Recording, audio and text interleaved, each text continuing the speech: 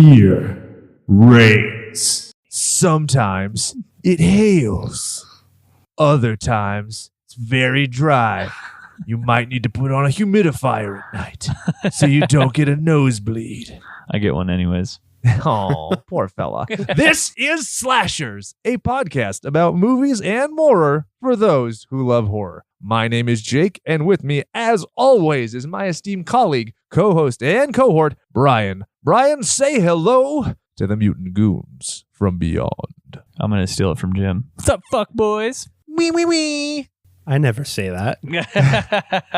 The sacrosanct little cherub to my left. Jim, say hello to everyone. Hello, everyone. Dude, you're becoming a regular staple on this show. I Remember know. there was a time where you just used to sit and watch us, and now you're like in the fray of it. What's it feel like? Good? Do you feel like a kid who was like on the bench and you're like, call me in, coach, and then you just jump on in? No, because I literally sat there once. Yeah, really. And the next time we're like, hey, have you seen the movie? And you're like, yeah. And you're like, about 20 minutes ago, like, okay, great, that's good enough. Get on the show. And that was arachnophobia. Yep. Remember when once upon a time we used to order Jim to get us coffee? He got his Jim coffee turn? today. Totally I did. offered. Yeah. He's like within and without at the same time. He's a host, but then he's also an intern. Very gracious. So, guys, a lot of people are probably going to see the title of this episode and be like, "The fuck?" Two reasons why we are doing 13th Warrior. One, the original cut of the movie was actually very much more horrific, as evidenced by the trailer, which you can find on YouTube. And two, I don't know if you noticed, but these motherfuckers be wheeling axes and swords. And what do you do with those weapons? You slash. Or you hack. Okay, we're not hackers, a horror movie podcast. We are slashers. Well, I mean, just throwing it out there. Well, throw it back to yourself. Okay. You know, one of those springy net things that sad kids play with. You know what I'm talking about? The springy net thing where you throw the ball into it and it bounces back because your dad's off with his new girlfriend, Tina. Maybe I'm just so used to hacking because I just hacked away at all the fucking tree branches that fell on my house over this past week. Oh, no. Garbage. Pobrecito. I mean, it was fun. you could have slashed those too. See, it would have been way easier. Get some Cutco knives. I'm very surprised that Cutco hasn't branded with Michael Myers. Like, come on. Yeah, that's true.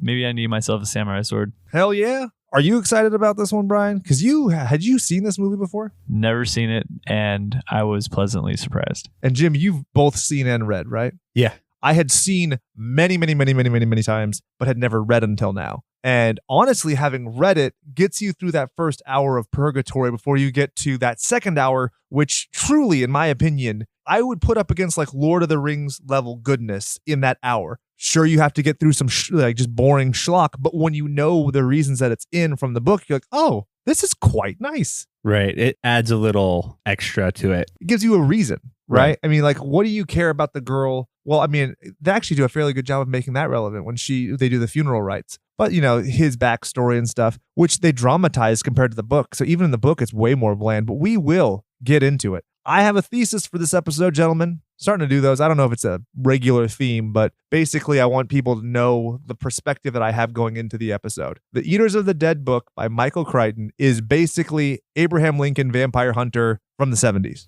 That makes sense. Because he took a historical character and was like, hey, wouldn't it be cool if blank? That's basically the exact same thing. Ahmad ibn Fadlan was an actual person. He was an Arab Muslim who lived in the 10th century. He was a traveler, and he became very famous as a member of the embassy of Abbasid Caliph of Baghdad, and he went to the Volga Bulgars, which is really fun to say. And When I first heard that, I thought it said boogers. Vulgar boogers. It's obscene. So he created what was known as the Risala, which is his accounting or his journal. And in that, he actually was able to describe in very vivid detail the funeral rites of the Vikings. Now, what's very interesting about the Bulgar area, where he went with the Vulgars, is Volga Bulgar was Volga Bulgaria. And where it was centrally located, it allowed them to have trade, a bustling or a burgeoning trade, if you will, with Arabs, Norse, and Avars. So that's why it's not absolutely bizarre. And the way that they overlap with language, which you see in the movie, which a lot of people remember that scene where he figures out their language. In the book, he never learns their language. What he ends up using is he initially uses his associate to speak Greek. From Greek, they establish a commonality with Latin, and then they speak that way. That makes sense. And so it's very cool because they overlap.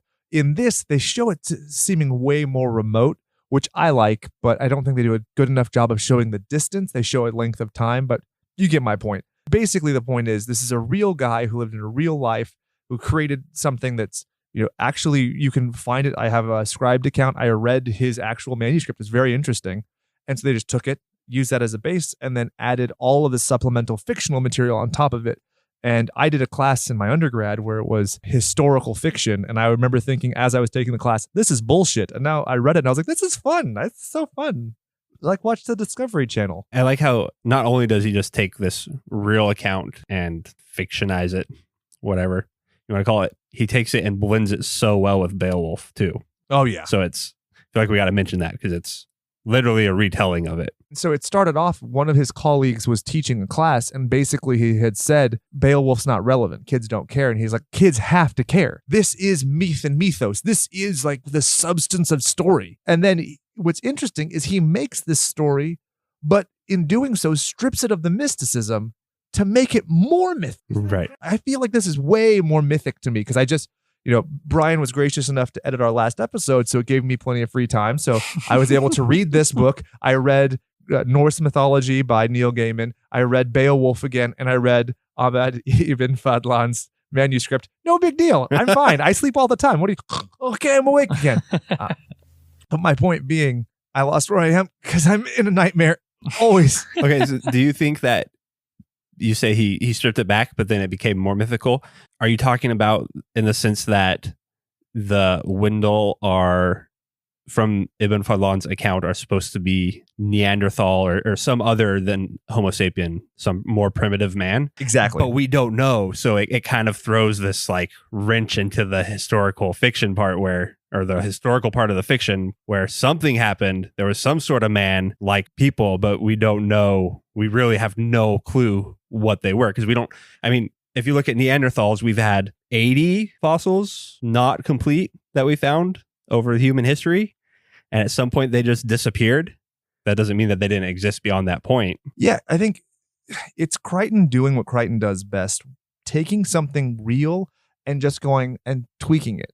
We know that Neanderthals did exist at a certain point, but that mystery of where did they go? Why did they disappear? The fact that they've always been there. This is just, it's obviously not in scope as mythical or as extravagant, but it is basically the same thing he does with Jurassic Park, where he takes an unanswered thing, he takes something and brings it into relatively the modern day. 921 AD is as close as you're going to get, right? And so having these cavemen, I think, is really an interesting juxtaposition.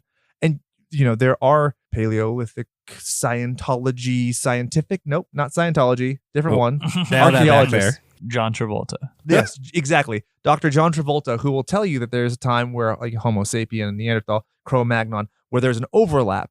Well, how do you reconcile those? You're similar enough, but you're different enough. You compare us to a chimpanzee. I think we have like a 6% variance in our DNA. Yeah, maybe even less. So imagine how similar you are to a Neanderthal. You could probably get a Neanderthal to ride on that dick, and you could probably make a viable kid. That's a fucked up thing to think about. Yeah. Talking about scope. Scope. You want to rinse your eyes out with some scope because of that mental image? But talking about the scope. So he dials it back. It's not like Jurassic Park in scope, but that vagueness of it makes it just my mind just like so much more like, what the hell? Like, what could it be? Oh, yeah. The first time you see the movie, and every time after that, you're like, okay, it's just people. When you're first watching the movie, I vividly remember being a kid and being like, are they supposed to be like creatures or whatever? And, it kind of does what Sleepaway Camp does so well. And I'm not going to spoil Sleepaway Camp for you if you haven't seen it, but I know that you guys have seen it by this point. The idea that what could appear to be lazy filmmaking is actually brilliant storytelling. And so in this, where you see that like the claw arm is like a prop or it's a weapon, it's not a poor, visual cue from the filmmaker. That is a cue in story. And so I remember being as a kid, like figuring it out, and then you see it and it's like, I didn't feel let down, but a lot of criticism I saw online, it's like, oh, it's just a caveman. I'm like, well, looks kind of like Darth Maul to me. He's got spikes coming out of his head and red and black tribal. I'm like, what's up, dog? Yeah, they do a really good job at explaining why there are never any bodies left. And I thought that was really neat. Something that maybe nobody would think of at first, but they seem to melt away after the mist goes away. Well, they're taking the dead bodies and they're eating them. Which right? clearly they learned from Bigfoot, right? That's what big feet do. That's why we don't see Bigfoot. But they are Bigfoot. There's no question they're Bigfoot. Brian, why are you laughing? Bigfoot is real. Nope, definitely. Absolutely real. I live in the mountains, so maybe I'll see him. Yeah, and maybe he'll help you clean all the bramble off your house. God damn it. So in 1976, the book lends itself to say that there is a manuscript of Fadlan's writings that's at the University of Oslo. Well, the funny fact is that they actually had to literally send out something saying, no, this is not true. You've been duped. It's completely fake, which they say that the translation is fraudulous, which is two Latin words which mean hoax and fraud. So people after this book came out back in 76 were like, oh shit, dog, this is awesome. And writing to this place saying, hey, can we get a copy of the manuscript? Can I come and inspect the manuscript? And like, you could if it existed. It's so funny. It's the Blair Witch Project on top of everything else. So in the book, he references the different manuscripts and translations that he referenced. Correct. And many of them. That's one of the things that's cool. A lot. He adds a lot of them, yeah. So do you know what the Ahmad Tusi manuscript, what did he take from that to put in the story? Because I have no idea. The original manuscript is not very long. It's not incredibly detailed. Basically, the reason it's a relevant treatise is as a view into the funeral rites is basically what people look at it for now. And so he just expands on it because it's the overlapping mesh of an Arab with a Norseman. And you have to keep in mind, people really want to generalize Scandinavian culture and society. The Bulgar region that we're talking about, the Bulgar region. God, I'm so stupid. The Bulgar booger. Bulgar booger. It ranged, an incredible amount of space. You're talking all the way from Russia and so forth. And so there's a level of complexity I don't think people really appreciate when it comes to the Scandinavians, when it comes to their language, their written language. There are a bunch of people online who like to talk shit about Bjulif when he's like, can you write words that stay? And people are like, well, cool, he's got runes on his clothes and stuff, so he's got to know what words are. A, he's speaking to somebody who's not native in his tongue. And B, just because he knows what writing is doesn't mean he is literate. So a lot of people want to point fingers at it, but the whole construct of this time and era is very unique in history when it comes to written words. And this is the tradition of oral storytelling. A lot of people really think that the Beowulf legend goes back thousands of years versus the way that it's been translated. If you read Beowulf modernly, people often pontificate that it was written by transcribed by two monks of Christian religion or whatever, because they refer to a singular Christian god versus what would have likely been very clearly Norse mythos at this point. So I don't know if I'm even making sense. I'm just super passionate about this because you let me dive into the weeds. It is so fun. Like, there's so much cool stuff. I highly recommend going out there and reading about the underlying culture because it'll make you love this movie, even the dry bits. You know what's really crazy is if you get down to the brass tacks of it, oral history is essentially just a giant game of telephone. And you're like, well, let's see where this ends up. Exactly. And you talk about the wild variations of stuff. That's one of the things that's so fascinating about Greek mythos and Roman mythos. You have so many overlapping stories. And Norse mythos. The crazy thing about Norse mythology is that I'm calming myself down. I'm super excited about this. But Norse mythology wasn't transcribed until after the Christians had basically dominated the area.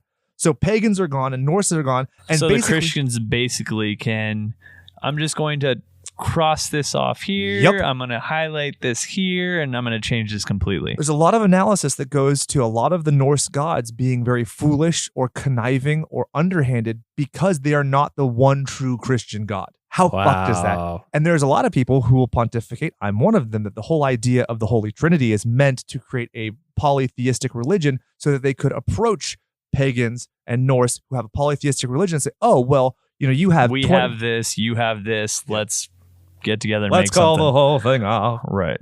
Exactly. One thing I really wanted to mention before we got too far into it, because I'm rambling very fast, super excited, as you might have been able to tell. There is a boat called the Naglfar. Do you know what that is? It's the reason that you cut the toenails off of your dead folk, because it is a boat made of dead people toenails. It'll come and kill you.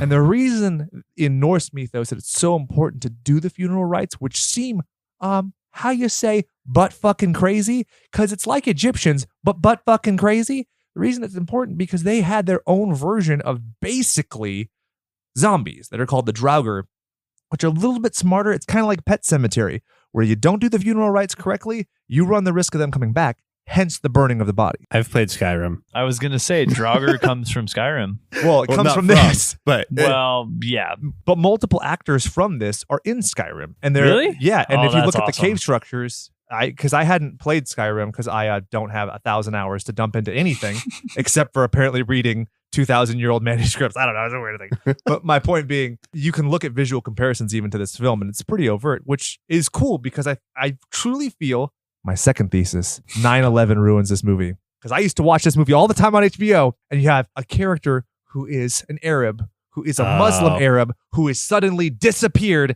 just years after this movie came out. I used to watch this movie at least once a week when it was on HBO and Showtime and everything. Can you find it on any streaming service, Brian? No, we had to steal it. All of us did. it's on stream. I watched it on Amazon. You had to pay for it though. Yeah, I rented See, it. But because I almost said Elon Musk. Because Jeff Bezos is like, you have to pay to be an Al Qaeda. It might also be Elon Musk. Who knows? Yeah, right. They're all the same person. Just some white guy with a weird voice and a poofy jacket. Shall we get into the statistics, or do you want me to rant some more? Because I have a lot of material prepared. I could do a tight 5 if you want. Just kidding. Statistics. Save me from myself, gentlemen. So basically, the budget came out to 100 to 160 mil. So what does that exactly entail between 100 and 160 mil? Generally, that refers to the budget of the marketing. A lot of people, by modern standards, you're just going to take the budget of the movie and basically double it for marketing. Wow. For international, because that's how much it costs. And so a lot of people skew statistics. And sometimes for streaming rights and distribution rights, you actually want it to appear to have made less money. Analytics are very weird. Well, after the fact, I feel like they definitely want to go on the lower end of this and say, well, it was only this modest amount that... And I'm not trying to be like, I know that it sounds like a silly thing to say 9/11, blah, blah, blah. I presented it in a silly way. But when you think about it, this is the perfect movie to do the, HBO TNT circuit. Right? Remember Hey Beastmaster's on? When I was telling you guys where Beastmaster didn't do great in theaters, but it was always on TNT. It was always on HBO because it was easy to access and over and over and over, and you make up the money there. What were the two ferrets called in Beastmaster? Elon Musk and Jeff Bezos. It was like Poe and something. Actually, in Don Cascarelli's book, they talk about with Kodo and Podo when they do the kiss on the panther. It's actually, first of all, it's not even panther. It's a tiger that's painted black because panthers are not necessarily trainable. But they were like, we're not going to shoot this. That tiger will eat that fucking ferret. And it worked out. Don refused to actually direct that scene. So one of the shitty underlings was like, aha, I'll do it. And he's like, I had showed you, it worked. I was like, yeah, that was like a lightning in a bottle. Preparing funeral rites for the fucking ferrets. What was that? That was the wedding. Well, it shows you what I think about my matrimony. It's a great thing my wife doesn't listen to these episodes. I am on fire right now. I know this is not exciting to listen to, but I am so excited about this episode. Sorry about it. So, Brian, what else can we talk about with this? So I shut up. Essentially, again, like I said, the budget came out to 100 to 160 mil, somewhere between there. How much did it gross? 32.7 million. Domestically. What did that come out to worldwide? 61.7. What did it come out to with the net loss? We're definitely in the negatives, right, guys? Hardcore. 70 to $130 million? Ugh. For the guy who had done Jurassic Park, Congo, Sphere. I mean, this is a big miss for... Oh, and then also we could talk about McTiernan, who... Have you heard of Die Hard? Have you heard of Predator? Like, these guys should have, on paper, blown it out of the fucking water. Why do you guys feel like it failed so far? Or so hard, I should say. 9/11? No, I'm just kidding. There are a lot of factors. I think the competition's very a serious consideration in this. Now, The Weeknd came out $827.99. It made $10 million. Not terrible, but pretty bad. Why? Because you still had Titanic in theaters. You had Sixth Sense, which was still number one in the box office. Wait, did I say Titanic? Wait. Blair Witch, Sixth Sense, Lake Placid. I don't know if Titanic was... Titanic was released December 19th, 1997. This was released in 98. So yeah, the timeline matches up because they had an extended release for it. So I think that might have been what I was reading, or maybe a re-release in theaters. because I saw some analysis talking about how that was one of the reasons why. It's the competition for the actual week of. You had the astronaut's wife, Dudley Do-Right, and the Muse. And in the Muse, you get to see Sharon Stone's butt. So that's probably the big reason this movie flopped. If I get a choice, if I can see Basic Instinct with Albert Brooks in it, and it's a comedy, I mean, well, two birds, one stone. Now, earlier in the month, 8/6/99 is when Sixth Sense came out. 7/14/99, this is the big one. This is the game changer. Blair Witch Project comes out, which oddly kind of overlaps with this movie quite a bit. 7/16, you had Lake Placid. 7/23, you had The Haunting. And 7/28, you had Deep Blue Sea. So this PG-13 to like low rated R was super saturated this summer, which I think is basically it. Like, you're coming to the end of summer, you're talking about fatigue. It's the second to last weekend of the summer season. I think that kind of shot it in the foot. You want to know how you know when you're old? When you read Blair Witch Project 7/14/99. Jesus Christ, how long ago was that, guys? Gah, 20 years. 20 years. Yikes. It's like a different lifetime. I saw that in theaters and I almost threw up. Yeah, that vision, right? Mhm. I remember people throwing up when I saw the second Bourne movie.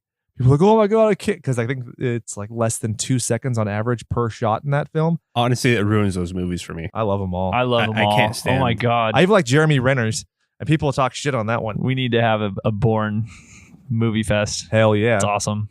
You know what I want to do the next time I'm sick? I'm going to take Airborne, and I'm going to jump on my bed and watch Jason Bourne, so I'll be airborne on Airborne. Nobody. Okay. Also, a huge factor is the delays in shooting. This movie was originally supposed to come out in 1997, didn't come out until 98, and we're talking third quarter 98. So that probably dips into it as well, because the momentum that you're getting, the production and everything kind of dials back. And like I said, there was a whole ad campaign for McTiernan's version, which was very horror and severe, completely remarketed as a triumphant Viking adventure. Very different theme. Which plays into the name of the actual original, right? Eaters of the Dead. And you prefer that name? I like it. Although, again, as I was saying earlier, maybe off air, but I feel like none of these titles between 13th Warrior and Eaters of the Dead play a big part in what actually happens within the film. So I don't know, maybe one or two times 13th Warrior was mentioned. Eater of the Dead basically is mentioned once, maybe twice, about why these people attack, or doesn't he actually bring up the fact that some of these dead bodies have been eaten a little bit? Correct. And you could see the makeup is clearly like bite marks out of them. Yeah, when they first come across the farmstead that's in the trees. Right. And did you guys find that funny? I'm sorry, I'm jumping ahead, but did you find it funny how he sees all of these dead bodies and bites taken out of these people, but then the arm falling out of from underneath the cover is the one that actually makes him sick? Yeah, in the book, they say he quote unquote relieves himself multiple times. This dude be up chucking all the time. Maybe he had some bad Montezuma's revenge. Him being not a fighter that much more believable. Right. Yeah, he's definitely a gentle soul. He's not anything else. In this, they make him even more so by making him a poet. Really, he's more of a diplomat. But the point being, this is not a well-trained guy. I feel like Jim and I were kind of debating about this. I don't mind the scimitar thing, aside from the anachronism of the weapon itself, and also the fact that I've watched tons of Forged in Fire, and that's not how you forge a blade, but whatever. But Jim's like, he's suddenly Kung Fu Man, and he's like able to technique and swat. And I'm like, he's kind of doing it unopposed, because I really like what Brian and I were talking about, because I was pitting you guys against each other, where I like that he's like flailing his sword around with no technique when it's actual combat. Right. Any dickhead can be Star Wars kid and flail a weapon around and try and look cool on camera, but it takes a different guy to actually flail around like against another person. And it also illustrates the difference in size of weapons, especially between the giant Norse and Antonio Banderas, right? Or his character, Ibn Fadlan. Little brother. Little brother. So, yeah, it makes sense that they would hand him this giant sword and say, hey, have at it. And then him being like, well, I can't even fucking swing this thing with both arms. How am I going to be able to do anything with this? Yeah, actually, really, that's one of my favorite things. It kind of became a bit of a meme years ago, where he's like, I cannot lift this. And he says, grow stronger. Yeah. I just think it's super fun. Now, the original cut for Eaters of the Dead was an hour 20. Oh, Jim, I didn't ask you. Do you like Eaters of the Dead or 13th Warrior as a title better? I kind of like 13th Warrior just because it's so focused on Fadlan. Like, it's his story of what he goes through. And then It's a story about a story, right? Right. It's because when you get to the end, you're realizing that it's not Fodlan's story that's important. It's him writing the story of Beowulf that's important. It's storyception. Exactly. Yeah, kind of. It makes it epic in a different scope. And so it's really central around him. I like that. Eaters of the Dead sounds cool. It sounds a little camp 1950s to me. I don't dislike the name at all, but I think that the 13th Warrior, the vagueness of it all, and if you look at the symbology of the number 13 in Norse mythos, it's super important. Like even in the book, they talk about there's an encampment of 16 houses. They refuse to say such. They call it an encampment of 13 houses plus 3 houses. Reason being, under their view of the calendar, there were 13 full moons. So it's very important. This is a very special number to them. So the fact of it really adds a little umph and gumption, which you kind of lose in the movie when it comes to the Angel of Death. Right. I actually think they said something about there being 13 months in a Yeah, they year, did. right? Okay. So, Brian, who was originally going to direct this film? No idea. Who was it? Is it Stuart Gordon? It might be. I'm pretty sure it is. I feel like you should say that Stuart Gordon almost directed this film. As you can see, I'm not actually on that part of the notes. Yeah. It is Stuart Gordon. In 1990. Stuart Gordon, if you must know, did Reanimator and Castle Freak. Whip it good. Didn't we do Castle Freak? Yes, we did. Yeah. Giorgio. What is it? Snaggleface McDickless? And then right afterward, Because he has no dick. right afterward, who covered Castle Freak? Joe Bob Briggs. That's right. The legend himself. I think we had a string of similarities between our show and then Joe Bob Briggs. Yeah, he had Chud as well. So what I'm thinking it is, I don't think that he followed us. I think that the people over at Shudder went on Google and looked at the analytics, and there was a slight peak for one day, and they're like, "Oh, these movies are super cheap and shitty. We'll just do those." Hey, 3 people searched this. Let's do it. Woohoo! It's a party. Look at you guys, influencers. So then 9 years, well, at that point, it was like 5 years had passed. The rights go. Gordon goes on to another project, and we get John Campbell McTiernan Jr., Die Hard, Predator, Hunt for Red October, Last Action Hero, also a flop. That is amazing. Die Hard with a Vengeance, which I've seen more than the original. Thomas Crown Affair, which I think you get to see Rene Russo naked. And the shitty Rollerball remake, which ultimately got him federal prison time. We will get into it. This is why I love that Jim is meticulous and takes his own notes, because I get to see surprise looks like that. He's like, what? There's times like that I miss that we don't do the video podcast anymore, because he literally looked like he was going to shit out his pupils. Oh yeah, dude. We'll get into it. So McTiernan is all in Brian's camp. He called the change from Eaters of the Dead to the 13th Warrior, quote, a lightweight title. I like it. Not to be confused with your 155 pounders over in MMA land. Now, Crichton was ultimately inspired to change the name when he was watering his plants and his neighbor came up and was basically like, I don't like the time. That's so random. All right. Like, don't you think about like weird things like that in life? Like they talk about the butterfly effect. What if he started on the other side of his lawn watering that morning? Right? He probably wouldn't have crossed into his neighbor, or maybe it would be inconvenient. Or what if he just hit the snooze button one time? This would be Eaters of the Dead. There'd be no question. Weird. Maybe it wouldn't have been a flop. No problem. Yeah. So McTiernan was not very happy that they added the extra violence to get it from PG-13 to R. One of the things we had talked about was they added a significant amount of gore effects so that they could actually have that rating, because it was kind of a teeterer. And he said that it was, quote, kind of silly violence.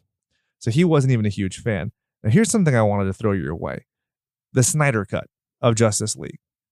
It's been trending for 2 years now? People are like, oh, release the Snyder Cut. Oh my God. He just said something about it. It's coming. Oh, he has it in the cans. He's showing the okay. film of it. And people are like, oh my God. And Jason Momoa is like, it's so good. And I'm like, shut the fuck up. Like, we know you're hyping it so you can get a DVD release. I get it. Fuck off. Give me 5 minutes of peace in my life. There's too much content out there. But McTiernan has basically done the exact opposite. He said, quote, there's a director's cut that is different in several ways, but I can't claim there's a magnificent movie that's sitting in a can somewhere. Maybe it's better leaving it as a myth. So he's like, yeah, there's still some flaws. Do you think that maybe pushing for so much violence and getting that R actually ended up doing the opposite effect of what they hoped in getting them the bigger gross? I truly think so. Rated R movies generally don't do well. I mean, look at like Deadpool was a huge anomaly. Rated R movies aren't gangbusters. That's why you have Lord of the Rings and such like that, where Peter Jackson very innovatively used the Barry Windsor Smith method of, instead of using red blood, using black blood, so you can get around censorship. Because I saw this as I was a preteen, so I thought it was completely appropriate, but also I had a very skewed vision. But really, there isn't a whole lot in this movie that makes it rated R. So I think it was kind of a dumb move. However much I love the gore effects in this movie. They needed some boobies. Well, they have statue boobies. Not the same. Statutory.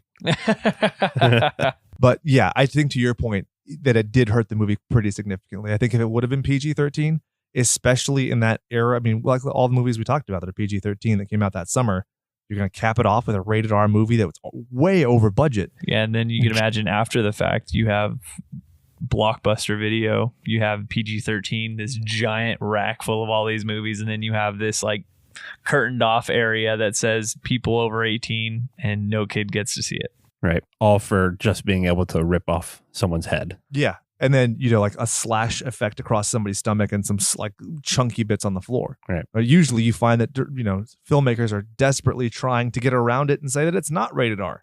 Right. I think we've talked about the great lengths that John Carpenter went through with Assault on Precinct 13 and a few other ones.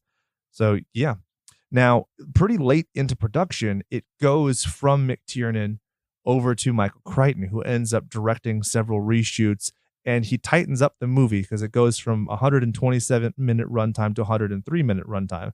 So you could imagine that's a lot of bloating that was cut down, which is why I won't say that it's like two movies combined, but the pacing and structure is very slow and methodical. There's a lot of buildup. And then that end is so smooth. Yep. And I think that kind of comes from Crichton being like, who gives a fuck?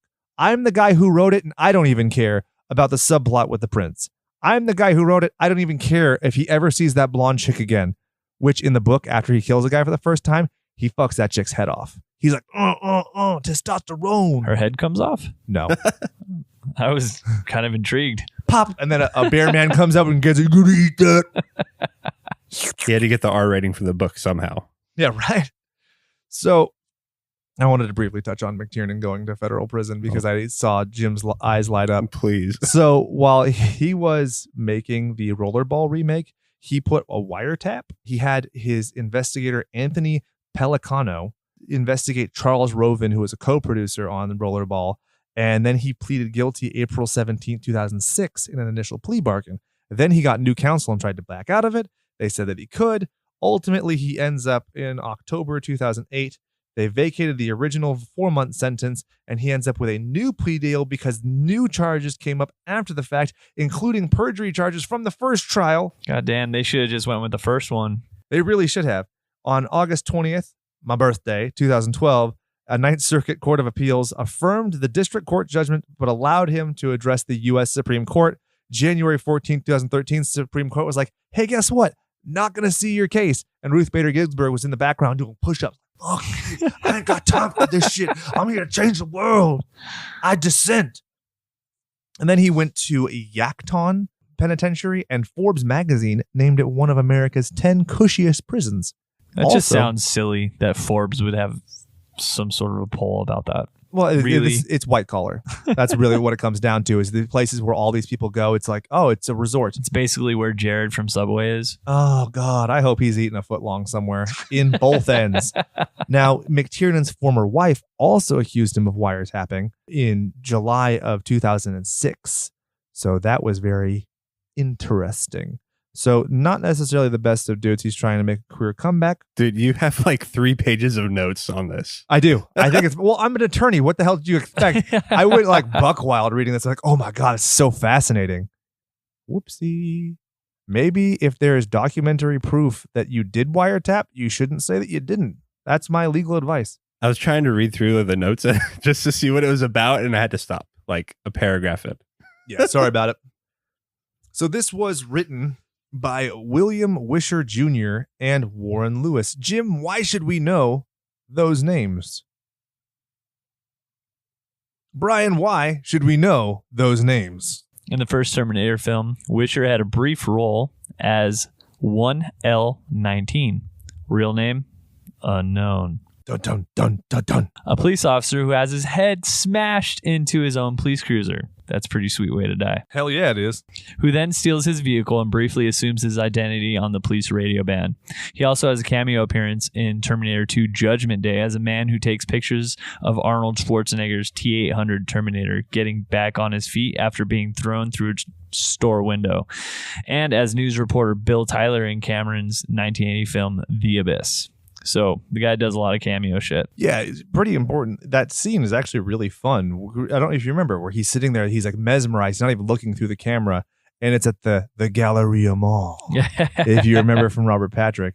There's actually a really great video that's out right now. It's trending on YouTube lately where Robert Patrick goes back to where they shot the film in Burbank and different areas. And it actually talks about it. And it's amazing really how cool. vivid his memory is 20 plus years later. Super I cool. mean, that Highly shot recommend. is still so amazing of the big rig.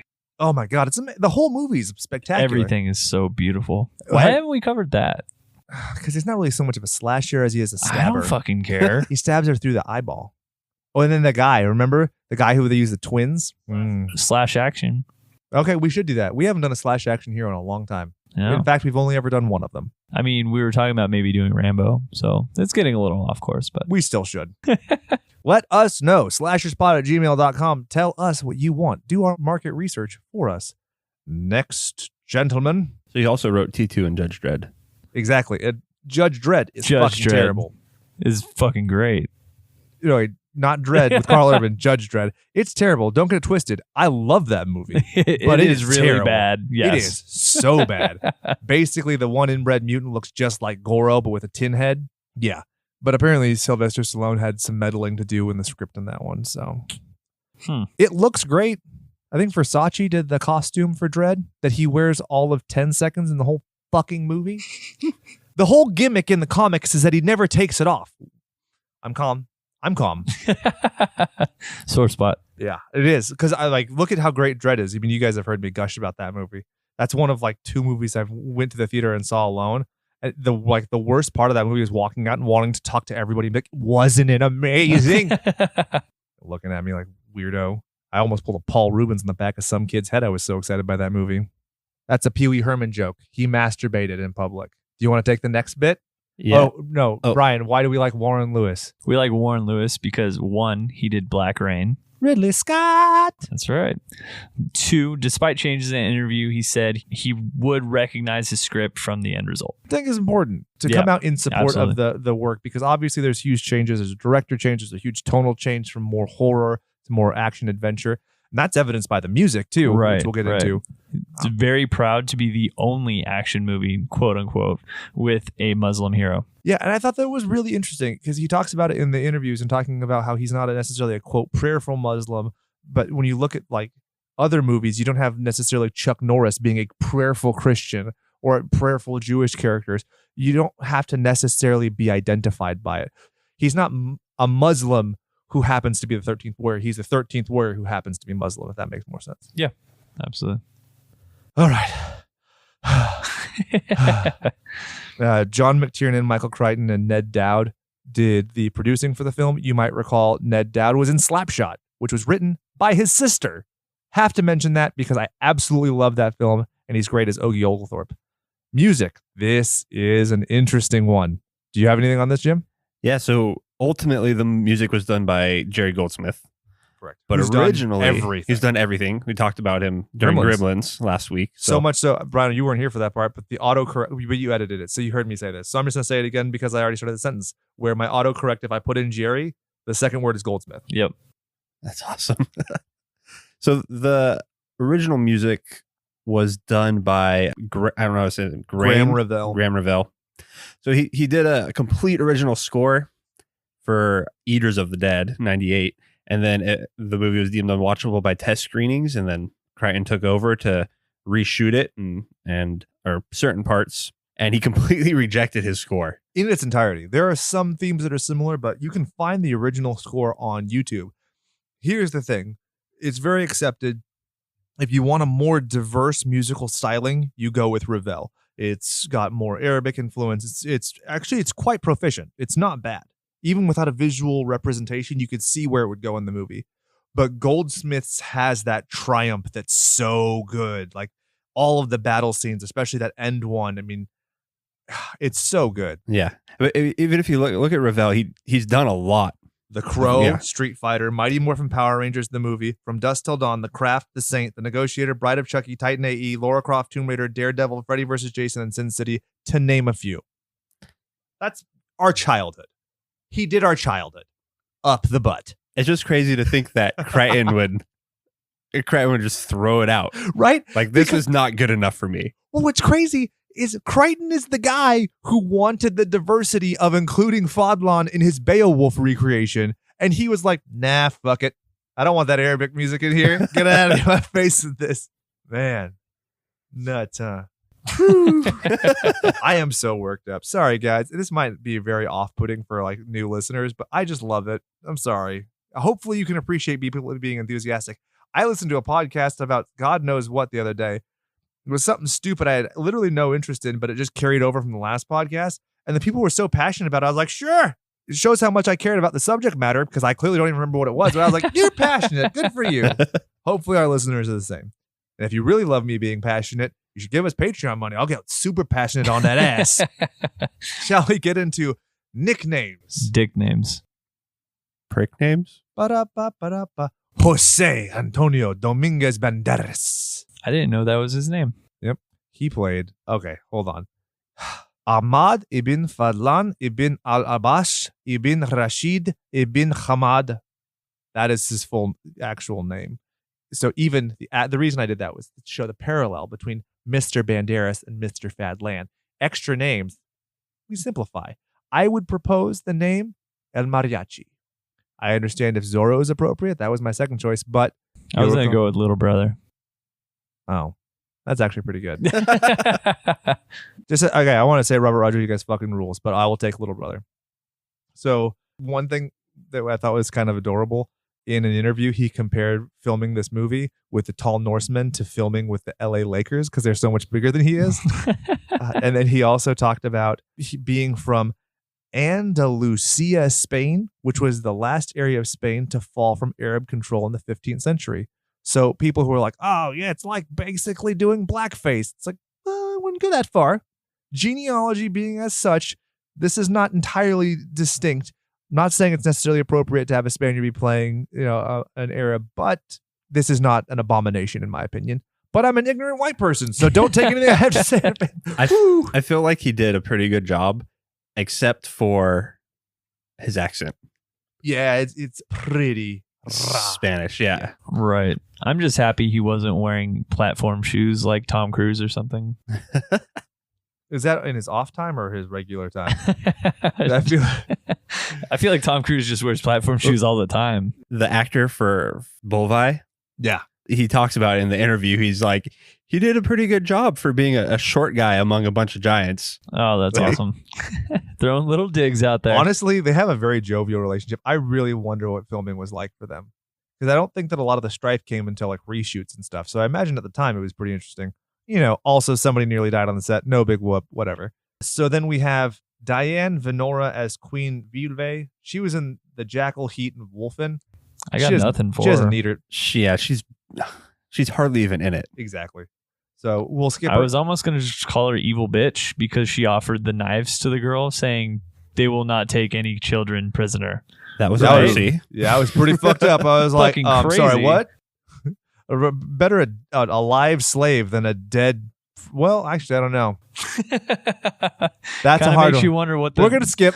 what the Neanderthals or whatever we want to call them. Oh, they would have eaten them alive, though. So they wouldn't have been slaves. So then, yeah, better They to would have die. eaten the children alive. Yeah, maybe.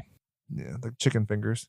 So then we have Vladimir Kulich as Beowulf, the leader. I wanted to call him Vigo the Carpathian from Ghostbusters 2, because when he's wearing the armor, he's Oh, he's totally Vigo. Vigo. He's totally Vigo. Absolutely. Do you know what I'm talking about, Jim? I don't. Google search Vigo the man. Carpathian. Ghostbusters.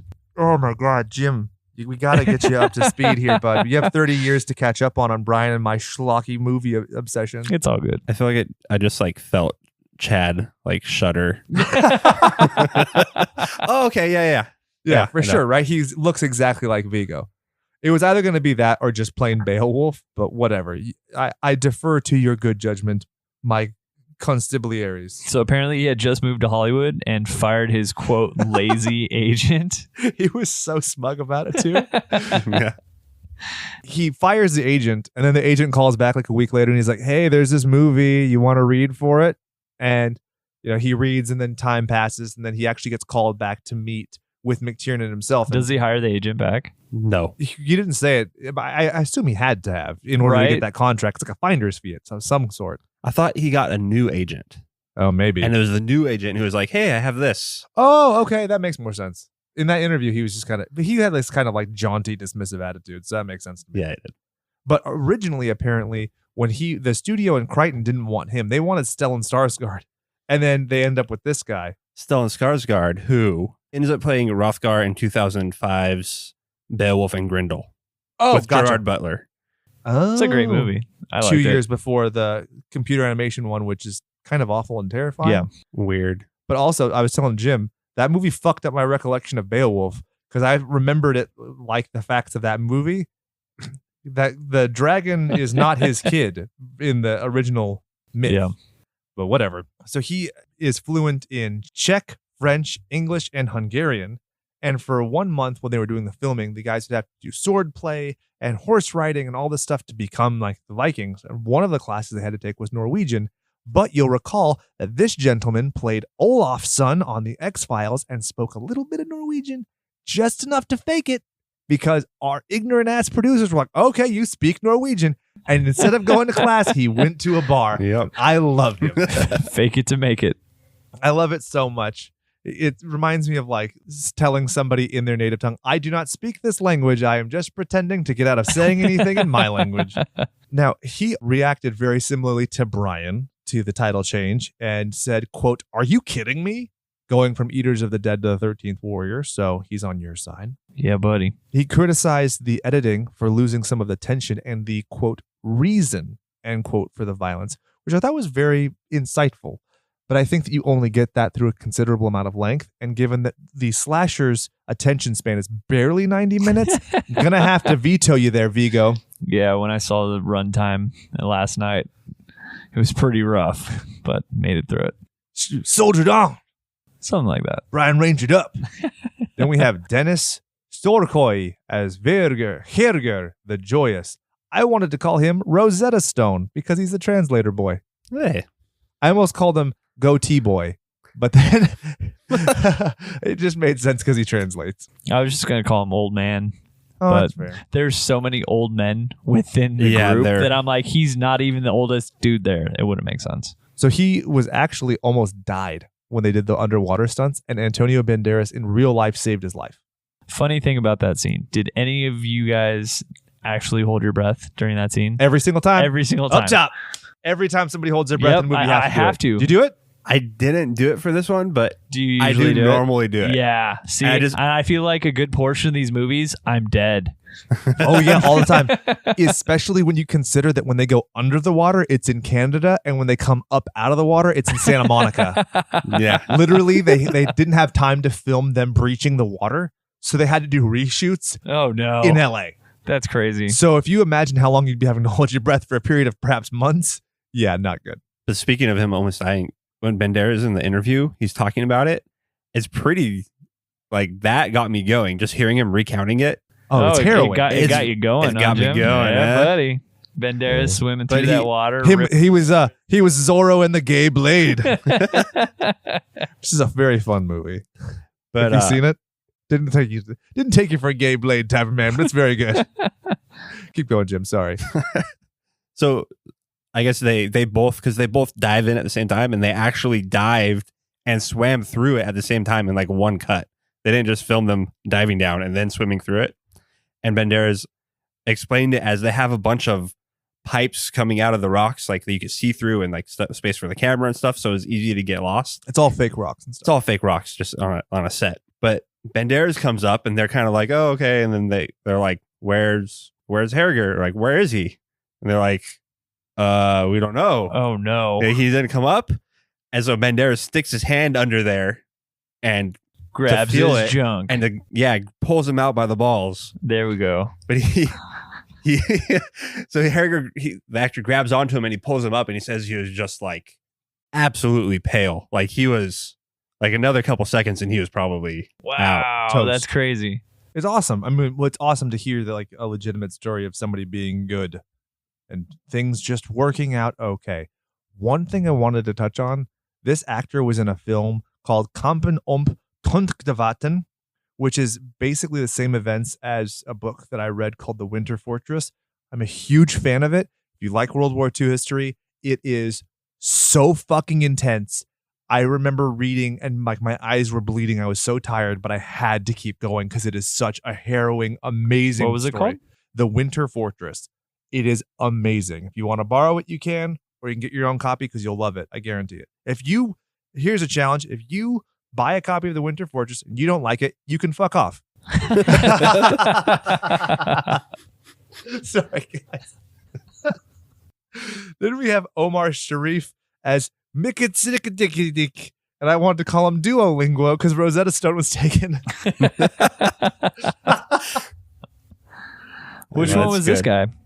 He's the old man. Is the old man in the beginning? Yeah, Jim, Okay. tell the people the story about Antonio Banderas and his idol Oh, yeah. So Sharif was in Lawrence of Arabia. with And Peter O'Toole, with Peter who was in O'Toole. Phantoms. Okay. So they're on the camels. They're all in their traditional Arab garb for the desert, and they're riding side by side. And the director swapped their garbs because Used to be black Sharif- and white, and then Sharif wore black in Lawrence of Arabia, and then in this one he switches so that Banderas wore the black and Sharif wore the white. But and Banderas is like geeking out because he watched Lawrence of Arabia as a kid, and this is a famous actor and all this stuff, and Sharif notices it obviously, and so he kind of cheeses it up and he leans forward and goes, "To Agrabah." Wow, that's cool. Banderas in the interview is like, he looks like a little kid. That's He's like- so happy. That's like in Aladdin, right? yeah. No, I'm just kidding. It's I also gotcha. Lords of Arabia. Well, people are like, remember the big thing where 90% of Trump supporters are in favor of blowing up the fictional state of Agrabah. Oh my god, Yeah. is that a thing? It is. I've read that Oh, so boy. many times. But I think it's a really cool story. It's very sad in talking about him. You know, this is a guy who had a rich history. He was Egyptian born, Syrian and Lebanese. He was Dr. Zhivago, and this guy's a very established actor. And this movie made him temporarily quit acting Oh, for a period of man. about 3 years. He talked about it being, quote, very humiliating, and he was, quote, really sick. Do you think it's from all the reshooting? I don't think that he was necessarily involved in a lot of it. I think some of his acting was just cut entirely when you look at Michael Crichton's draft. Wow. So, I mean, that's the thing. Think about 24 minutes of the movie being cut out. It's a significant chunk. And That's I'm sure a lot of. That's probably a lot of dialogue. yeah, and I think that's, I mean, he clearly wasn't riding horse. Well, he was riding horse, but he's not like gallivanting around and saving naked boys running through the forest. He was very much in a docile, talking makes head sense. kind of role. Yeah, he did end up returning to acting, and I think that he's very good in this role. Next, we have Anders T. Anderson as Wiglaf, the king's son. I wanted to call him Prince Poopy Pants and move on. Yeah, this totally reminded me of Braveheart, Very right? much so. Where you have the king and then you have the jealous son, and he's jealous of fucking crazy Gibson, right? What's his name in that movie? I don't know. I forget. Anyways, but it's kind of like the same plot line, right? Exactly. Okay. And then we go to Richard Bremer, who was Skeld the Superstitious. I wanted to call him Voldemort. Why? He played He Who Must Not Be Named in Harry Potter and the Philosopher/Sorcerer's Stone. Did you know that? I didn't know that. IMDb is a wonderful tool. That's he pretty was cool. also in Beowulf Return to the Shieldlands, Les Mis. He's playing an unnamed character in that Rise to Skywalker bullshit. And we can all agree, the crown achievement of his career, he was in Shanghai Nights. Whoa. Whoa, Whoa. whoa. Don't you ever touch a Chinese man's radio. Oh, man. Did you just go there? I did. Tony Curran as Weath, the musician. I wanted to call him Mick Ginger. I like it. I didn't have much. Why not? Nobody will get mad about He's that. been in a lot of things. A crazy amount. You want to go through the Yeah, list? man. Ray Donovan, Outlaw King, WoW Game, Netflix, Voltron. Netflix is Daredevil, There's a few other exclusives. I think he was in Thor, Dark World, Underworld, Evolution, Blade 2, Gladiator. I feel like a lot of these, he's almost typecast, right? Yep. It seems like within these films, he's the same type of character, but it works. Super good. I mean, like I said, he probably has the best career of anybody else, Whatever. including Antonio Banderas at this point. Whatever gives you work. Yeah, he wasn't in X versus Sever, so I think he's in a pretty good shit. Didn't Antonio Banderas just come out with something recently, like a next Netflix exclusive? He's done a few like that, yeah. Yeah, okay. I haven't watched him though. I just like to think of him in Zorro and this. And that's I feel like he's like a and fashion designer, or like he's like a famous artist in like a new movie that he just came out. Cool. Anything? Anybody? No. Nothing? Wow. Yeah. Then we have Misha Hauserman as the archer. The dude with the side He was the ponytail old- thing. Yeah, the side ponytail. He reminds me of Kevin Nash. Done. Doesn't he look like Yep. Kevin Nash? Okay. Maybe it was just Diesel. me. Right, There you go. exactly. Neil Moffin as Ronith the rider. See, he was kind of the scout. Yeah. So he was one we wanted to call Lionheart because of the mullet, right? Oh, that's a sweet mullet. The Jean-Claude Van Damme Jean-Claude movie, Van Damme. where he catches the snake. And we have Jim was smart and made a photo key legend to this so we know what's going on because these guys' names just disappear. They all kind of blend together. Oh, for sure. All white people look alike. Wow. I think we have Abjorn Reese as Halga the Wise. I don't really know anything about him. Yeah. Do we know anything about any of these other? he was the older guy with like the double braids. Pippi Longstockings. They don't all have double braids. What's? Pippi Longstockings. Yep, that makes sense. Double braids. Clive Russell as Heldfane the Fat. He wasn't that fat. None of these guys are very fat. No. If he was that fat, I'd call him Volstagg after Thor. See, when I see all of these guys and all of their individual tributes, it reminds me of The Hobbit. Oh, I where can totally all of them, and that guy, the fat guy in The Hobbit, one of the dwarfs, totally is fat, and that makes sense. Yeah, and this he's still athletic. He could still probably bench me, and that makes me feel sad. Makes me feel sad and fat, if I'm being honest. So then you have Sven Wolter as King Hrothgar. Anything for him? What's the guy who Wormtongue was ear fucking in the Lord of the Rings series? Oh, yeah. Okay. I don't know. I don't know. I made my reference. I'm good. I don't Yeah. need to actually give him a name because he doesn't play a huge role. He's in the first half and then nothing in the second half. Do we need to go on with any of these other motherfuckers? The only one I'll talk about is Susan Willis originally played the Wendell Mother. Or excuse me, Susan Willis ended up playing the Wendell Mother, whereas IMDb credits Kristen Cloak. Other way around. Exactly. I was right the first time. Remember when I said it the first time? Susan Willis was the Wendell Mother, but Kristen Cloak played her. The credit goes to Susan Willis because she was the actress in the original version. She was an old woman, and Michael Crichton, when he took over, was like, "Hey, how about the 6'19" guy doesn't kill an old lady?" And that's why they made her young. So even the guy who wrote the source material was like, "Yeah, visually this doesn't work." Even in the book, just like the structure of this, though, you have the pagan female matriarchy. She's clearly the head of it, but he still knew to give the man-on-man bloody death scene. And I think that's a very important visual cue in this. And that's pretty much all I got. Yeah.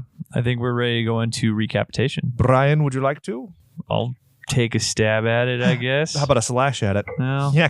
I'll give it a hack. Hey, So you have an Arab diplomat. I want to say diplomat. That's Is fine. he a diplomat? Sure. An Arab diplomat who apparently, I say apparently because they give very minimal amount of detail on what actually happens to him. But apparently he falls in love with this dude's chick and he banishes him and says, you need to become some dignitary to, I guess, translate the words of other people.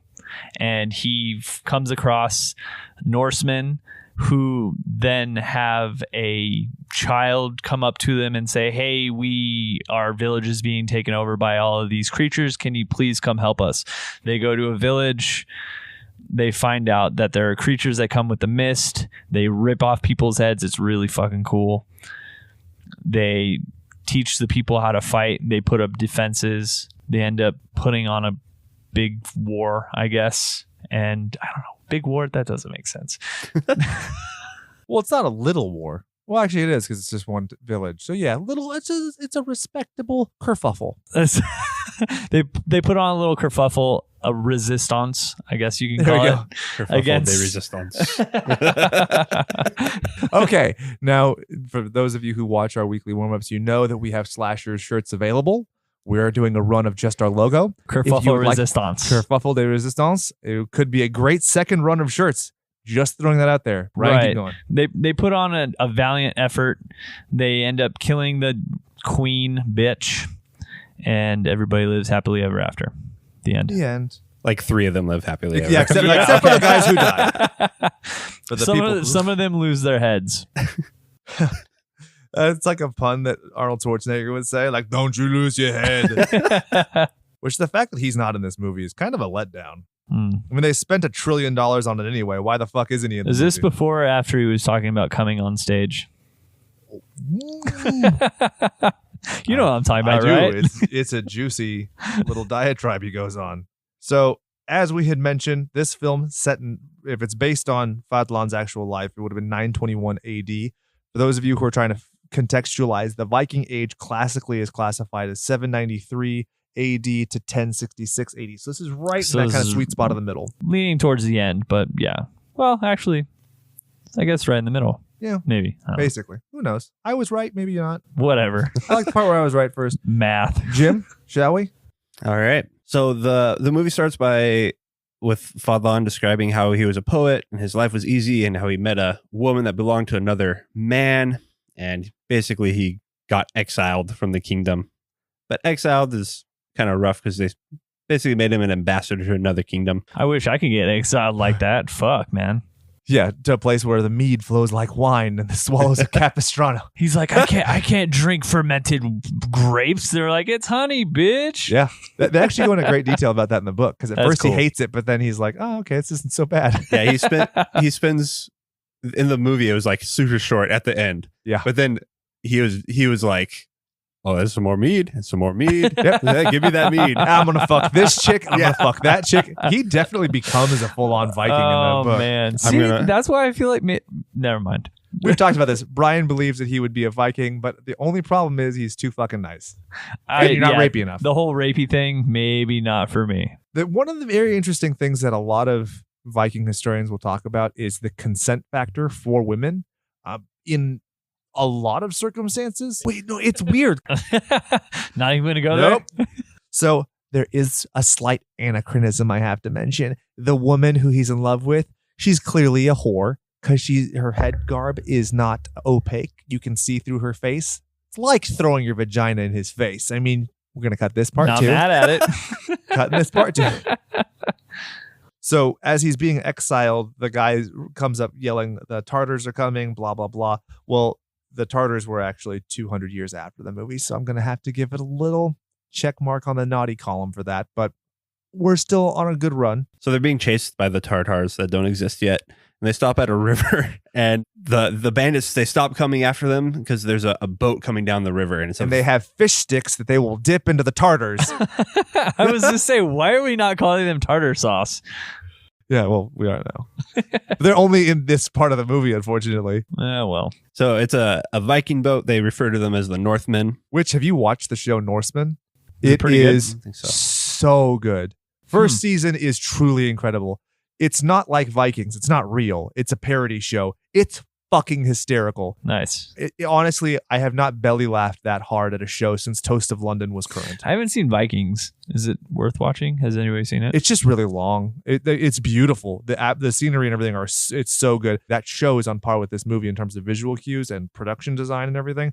But the problem is just I can sit down and watch this hour-and-a-half movie, no problem. I can't do that every week. So that's why I don't watch Vikings very consistently. Okay. So Fadlan is traveling with Sharif this whole time. Sharif don't like it. And they come across, after seeing the boat, Sorry, God damn it. He snapped his fingers because he loves to hate me. so they come... Jesus. He's so mad. So after they see the boat, they go around the corner and they see the Northmen camp. And Fadlan and Sharif are coming into the camp and they're basically just walk right into their building and there's like a feast going on. They're partying and they're trying to talk to people and it's not working. So Sharif tries Greek. Greek doesn't work. Tries Latin, and one of the guys replies in Latin because apparently he knows Latin from coming south or whatever. And they learn that they ask to talk to the king. They says the king is in another tent and he's not going to speak to you. That's because he's dead. It's pretty brutal. I like it. I like how dismissive it is because it's cheeky. They're like, whatever. Well, I'd love to, except for the fact he's dead, you big dumb idiot. It would have been great if he'd been like, you want to talk to him? Here he is. Just like lift up a head. Like that.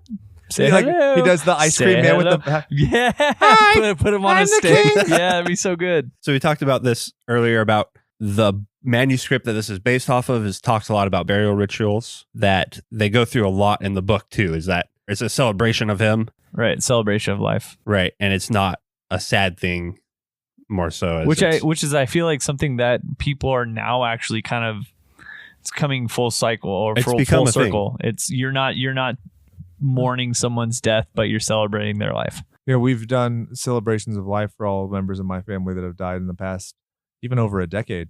Yeah, it's really cool. Nobody wears black anymore. Everybody just like wears colors, and it's really neat. If I may, I know it's a weird variance, but especially if you're in a period of like mourning and trying to figure out like the kind of the woes and grief, a song that really helped me in the past, there's a band called Love, and they have a song called Everybody's Gotta Live. I highly recommend it, like on a weird, somber note. Like if you're dealing with like the pain of loss, it's a very beautiful and simplistic way of establishing like literally the lyric is everybody's got to live and everybody's got to die. Everybody better try to have a good time. I think you know the reason why. So enjoy that. And Jim, keep going because I just got sentimental, which is weird. Butt fucking. I'm Jake. I'm an idiot. I say dumb things all the time in a really loud voice. Back to normal? Is that good? Okay, good. Jim's like, what the fuck is happening? This is the last time I bring you coffee. Moving on. Yeah, right? I'm all happed up on Mountain Dew. So this is where we meet Bolvi, so Beowulf, who requests a song from Fadlan. As he's reciting the song, Bolvi kills a man. Who's going to try and kill him? Who's going to try to totally kill him. Slices his stomach like wide open. It's pretty fucking sweet. Vagina chest. Yeah. And then we go from there to the idea that there's a new king now, so the old king can be burned, and we see the burial ritual. Did you guys notice the girl like, I'm gonna die with him? That's cool. In the book, it's way cooler. Yeah. I don't know about cooler. I was like, cooler? Because this is what Fadlan did in real life. This is why people remember him. Because after this manuscript, no mention of him in history. Okay. He's not like some mythological creature. He's not Johnny Appleseed going around. After this, it's done. So this is why he's an important figure. And I think they do a really good job of making it important. So in the book, the king dies. They leave his body in the cold for 10 days. Fadlan's talking about like, this is just that is a whole new world because, you know, where he's from, the heat, you'd have to bury a body right away. Otherwise, it would stink and be terrible. But the cold keeps it preserved aside from some bloating. So they put him on a funeral pyre with the boat and all of his possessions. So it's very Egyptian until this point. Right. The girl then goes and gets come into by all of his homies. Whoa. Because male ejaculate is truly... That's cool, Jim. It's interesting. Well, obviously, they cut out this part, but it's important to note because... I'm just kidding. The creamy man sauce is truly perceived to be life and vitality. So by coming into her, the perception in their minds is not lurid or gross.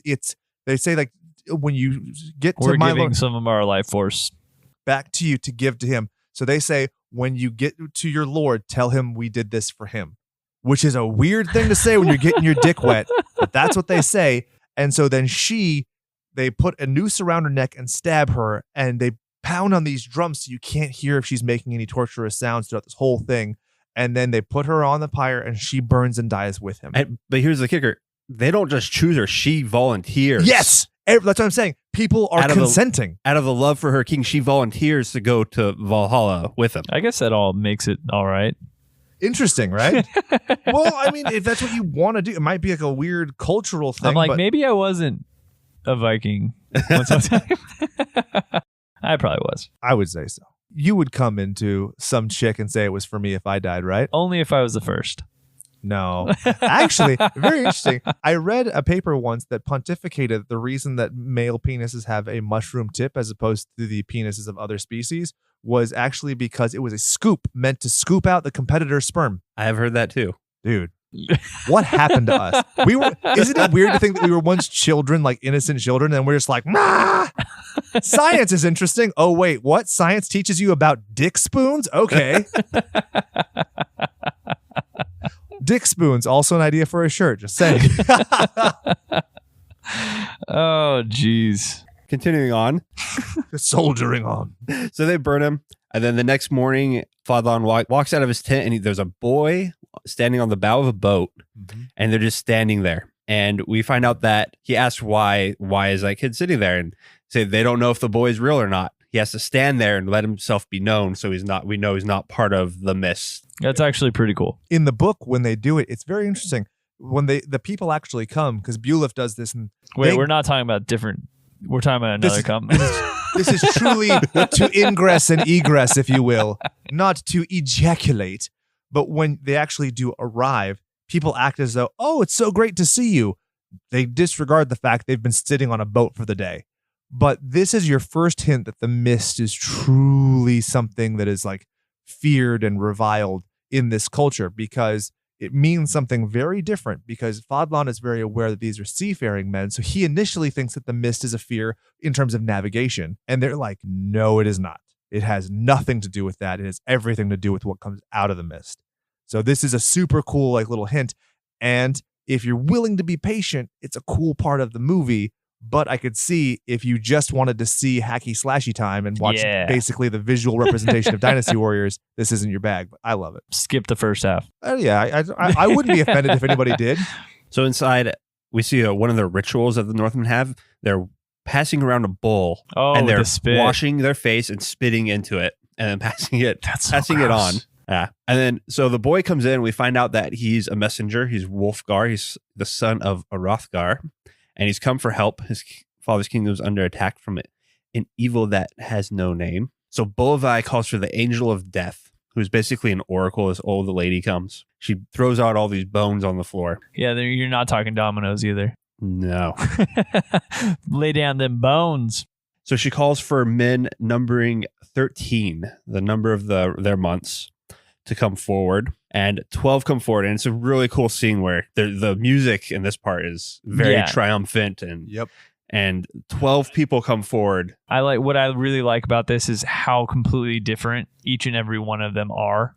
Like you can totally tell, like each one of them has axe. Right, it's something similar. I love it. I'm not even being facetious. I really enjoy the idea. Just like the woman, these are people who are willing. This is Valhalla. Like this is this really cool, that's like the most exciting thing to me is this idea of life and death and duty.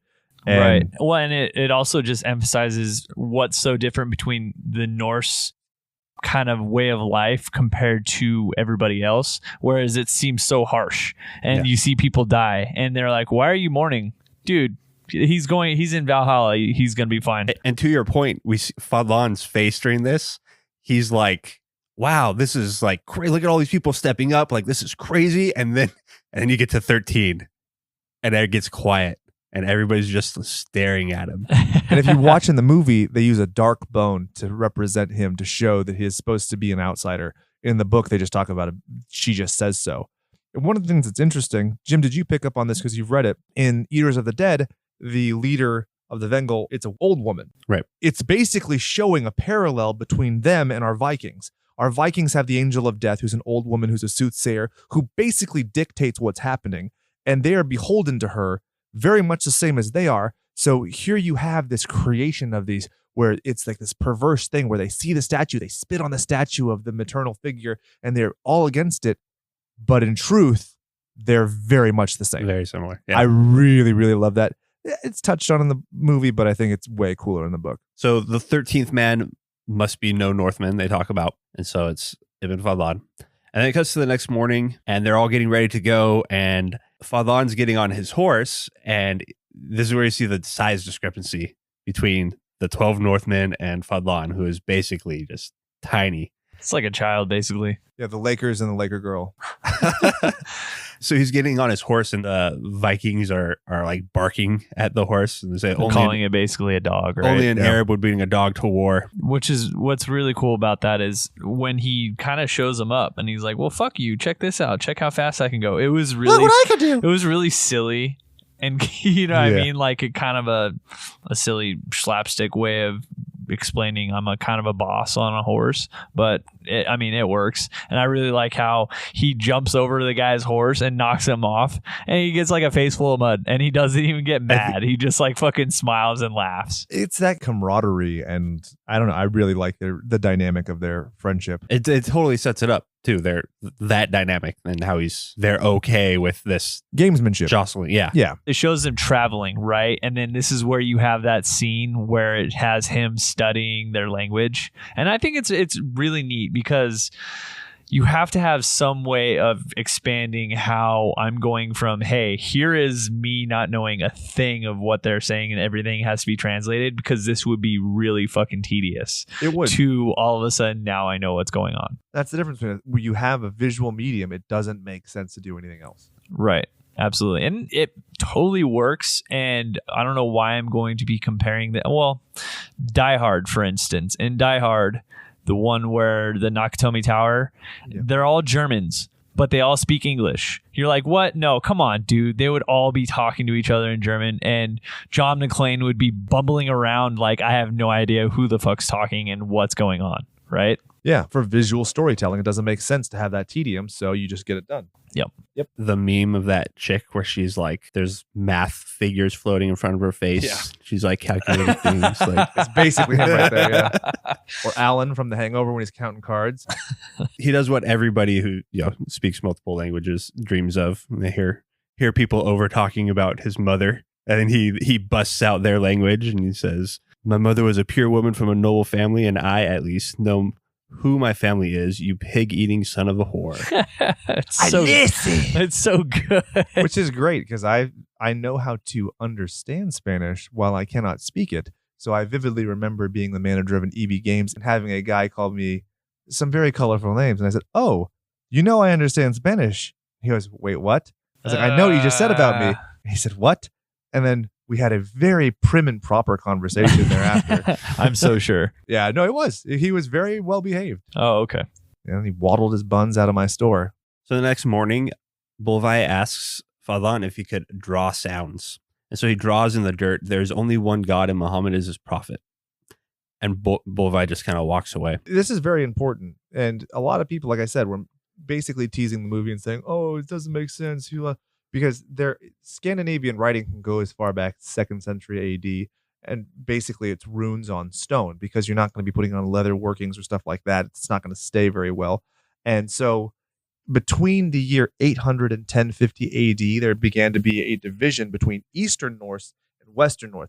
Eastern ends up becoming like Swedish, Danish, and then Western becomes like Icelandic and Norn. And so this is what I mean. The complexity of the communities that you're dealing with, the language, the written language, people are aware of it, but every language is different. To transcribe something is different. And so this is a very big olive branch that I've seen people kind of besmirch online. And I'm like, no, this is actually a cool thing to me. Am I wrong? No, it's super cool. This is one of the scenes. I hadn't seen the movie in a while. It's been years. And this is one of the scenes that stood out to me. Like I could recite it for whatever reason. But it is like a big olive branch, and it shows Bolvai opening up to somebody who is completely foreign to him. Exactly. And it shows Fadlan capitulating. There has to be some sort of relationship between the head dude and the 13th warrior. Yeah. Right? They have to establish something. So this is a nice creative way of doing that. Especially foreshadowing. It means so much more when he's gone. Right. Otherwise, he's not his leader. Is it a leader thing to do? Like, look at like, it might be weird. Christ washing the feet of his followers. Right. It's basically that kind of, like you use the word capitulate. It's a beautiful word. I'm going to steal it from you. Thank you very much. In Scrabble or Stack Words, I just take it from, what's it called? Words up, upwards, upwards. It definitely makes sense also because you're not really sure what you're going into. You don't know if this person's going to be the person in between you and some creature. Yeah. So you want them to be on your side and you have to gain some sort of favor. And it also shows that Bolvi, he doesn't see him as just some tag along Annoyance. or yeah. something that's going to get in the way. It's, somebody that he's going to have a trust in and depend upon in some way. And I don't know if the movie does a really good job. He doesn't just like wake up the next morning and go, hey, look what I did. This is meant to show like weeks in between him learning it and him doing it. So it's a huge thing that he's dwelt on for a while, which I think is important. So then what happens, Jim? So we cut to a boat on a stormy sea. And I love this because the Vikings are just laughing and loving it. It's so good. And Love it's it. actually super brief. It was like probably like 10, 15 seconds in the movie. In the book, they talk about the sea monsters, which are Whales. whales. Yep. Oh, that's cool. And then it breaks the fourth wall of the book to say, oh, well, Fodlan would likely have known what a whale was. So his narration here is not necessarily credible because he's trying to make a story. Right. So it even kind of says like, even this, we've stripped down Beowulf, but it could even possibly be stripped down even more. But what I like is the, sea monster gives credence later on when you have the bear man where he's like, wait, what is this? So I like the idea that he thinks it's a sea monster personally. It lends to more mysticism. We talked about earlier. Even if it is debunked, it still has the allure. Right. So we go. And in the book, they stop multiple places that have been destroyed by the bear people. And you find the statues multiple places. Where in this, they consolidated that one area, which I think is very important. When I first saw the statue, I thought it was bear shit. I could totally see that. A lump of turd. My God, it's petrified. At first, I was afraid. They're I was all petrified. especially, it made sense when he picked it up and they all like looked disgusted. And They he spit like on it, threw yeah. it. And One I was thing that's wow, interesting. They really hate bear shit right now. So Higlak, who spits on it, and Ragnar, who picks it up at the end of his sword, are the first two to die. And it shows the bear man watching from the forest. That is very Ooh. intentional. Oh, that's interesting. I Super didn't even think cool. about that. Yep. I didn't think that on my own. I actually read it online. So I had to admit it. I wish I was clever enough to have observed that. So they get to the village, right? They get to the village. There are people. They go to the YMCA. Then what happens? It definitely reminds me of Lord of the Rings, though, Oh, yeah. right? When they get to the village and you have that evil dude whispering into the king's He's ear. Wormtongue. Yeah. Right, exactly. So they happen to notice there aren't any defenses. Where the hell are all the men? There's what they say something about between a child and a man, between a child age and 50 or something. Yep. We don't really. What is it? 15 and 50. There's nobody. 15 to 50, there's And nobody. the only people who are there are the king's son's friends. So that giant redheaded dude who gets ganked, he's a homie. So he's done the the old Donnie Tramp. Oh, I can't go into the military. I'm being deferred. Sorry about it. I'm going to dig a ditch. So Bolvi meets with Hrothgar and basically gets in his ear. He's like, what troubles this place? Very much like Lord of the Rings. Oh, yeah. Right. Theoden and Wormtongue. So he asks him that. And then they go outside and the 13 are talking and they think that Hrothgar is crazy. He's talking about myths and how they haven't seen it in a long time. Yeah. Something like 100 years. Yeah. Something like that. Which is interesting because, talking about oral traditions, these people don't even have written language, much less the people in the caves. Yep. But I love it all. Sorry. And so at this point, Fodlan sees a child running in the distance and they ride out to meet him. It's a boy, he's covered in blood, and there's a woman with them. Yeah. She says there's a farmstead up the glen, and so she leads them to it. And this is where they find all the bodies hanging. Statue. They find the statue. This is that scene in Predator 2. You know what I'm saying? Yep. There we go. Absolutely. And again, I want to bring this up. I found it really funny that he sees all these bodies being gnawed on, heads missing. That doesn't gross him out. It's just the arm that falls off the side of the table. And he's like, oh, nope, that's it. Bleh. I'm mad at it. Then they find the statue, right? That's where they find the statue. They find the first. statue, yeah. Spitty and sorty. Everybody spits on it and they talk about, okay, well, don't they actually mention the name? And then they all They just do. say, like, don't say Don't that. say it because it makes it real. Yep. 'Cause Right. They said, it is said they eat the dead. They're not men, they're Wendel. And they happen to Vindel. notice that they were being watched the entire time. So that's after. So they ride out right. from there, and they're kind of on the slopes, and they are kind of looking to like one ridge on the one side, and you see the deer running out. You see the other ridge on the other side, and something else is running out. This is where Lionheart's like, we've been watched this whole time. Yeah, and Fadlan covers his face. Like, it covers he's like, dude, the light. take your hand Let off. me take a gander over here. Yeah. Yeah, he's that guy in World War II that's smoking a cigarette. Yeah. And you're like, really? Or, you know, when your wife and your people watching in the mall and you're like, don't look. But there's Joe Pesci with a mohawk. And she's like, what? You're like, God damn it. And she sees the withered old crust punk and she's like, I don't know what that means. Or if we happen to see that one person from The Office and we're like, hey, look, it's so-and-so from The Office. Don't make a big deal about it. My wife's like, is it? I'm like, yes. Next, they go back to the place and they stay in the hall. And this is meant to recreate the scene in Beowulf where they're staying in the hall. Beowulf completely strips down and gets into his naked breeches, and then they wait for Grendel to come. In this, because they know they've been tracked, they know they're going to go in the central hub. They're going to like isolate the guys to one area. Then they rip off the arm of the Vendel. This is where you have Fadlan gets hit in the face and flies across the room and hits the wall. He pulls a Bilbo Baggins from Lord of the Rings. He just gets dispatched. That's the word. Dispatched. Doesn't come back. And in the book, they hang the arm just like Beowulf. Kind of glad they didn't go that heavy in this one. But they talk about, you know, they lose the 2 guys, but then all the guys they killed, I felled at least 3 of them. They get dragged off. It's really neat how they don't show them get dragged off. And so that still leaves the mysticism about what's going on. I have no idea where the fuck these bodies are. We killed a bunch of them. I must have killed 2 or 3. Where the fuck did they go? And I think that's really neat to see that the people that they're fighting, of course, you don't know that they're fighting people, but there's a reason they're doing this, right? They don't actually go out and say it, but I mean, I could imagine it's probably because they're eating their own dead. Well, it's almost like they're cultivating these people as like cattle, right? Because when they draw the line in the sand and like, we're going to fight back, it's like when Thor's talking about in the Avengers, they're like, you've just told everybody you're able to engage in a whole new degree of warfare because then the glowworm comes. As opposed to up until then, they were just picking off people, taking whatever they wanted. And now they have to have a war. It's like in Hook. We're going to have a war. Shmee. Is this a part after they... Shmee. I feel like after they have their initial fight is when they're like, okay, well, we need to establish some sort of defense. So we're going to start having this, let's get down to biz. I had that in my mind. Right. I had that in my mind while they were like chopping these like wooden spikes and, you know, saddest lunch I've ever met. Please you can bet before you're through.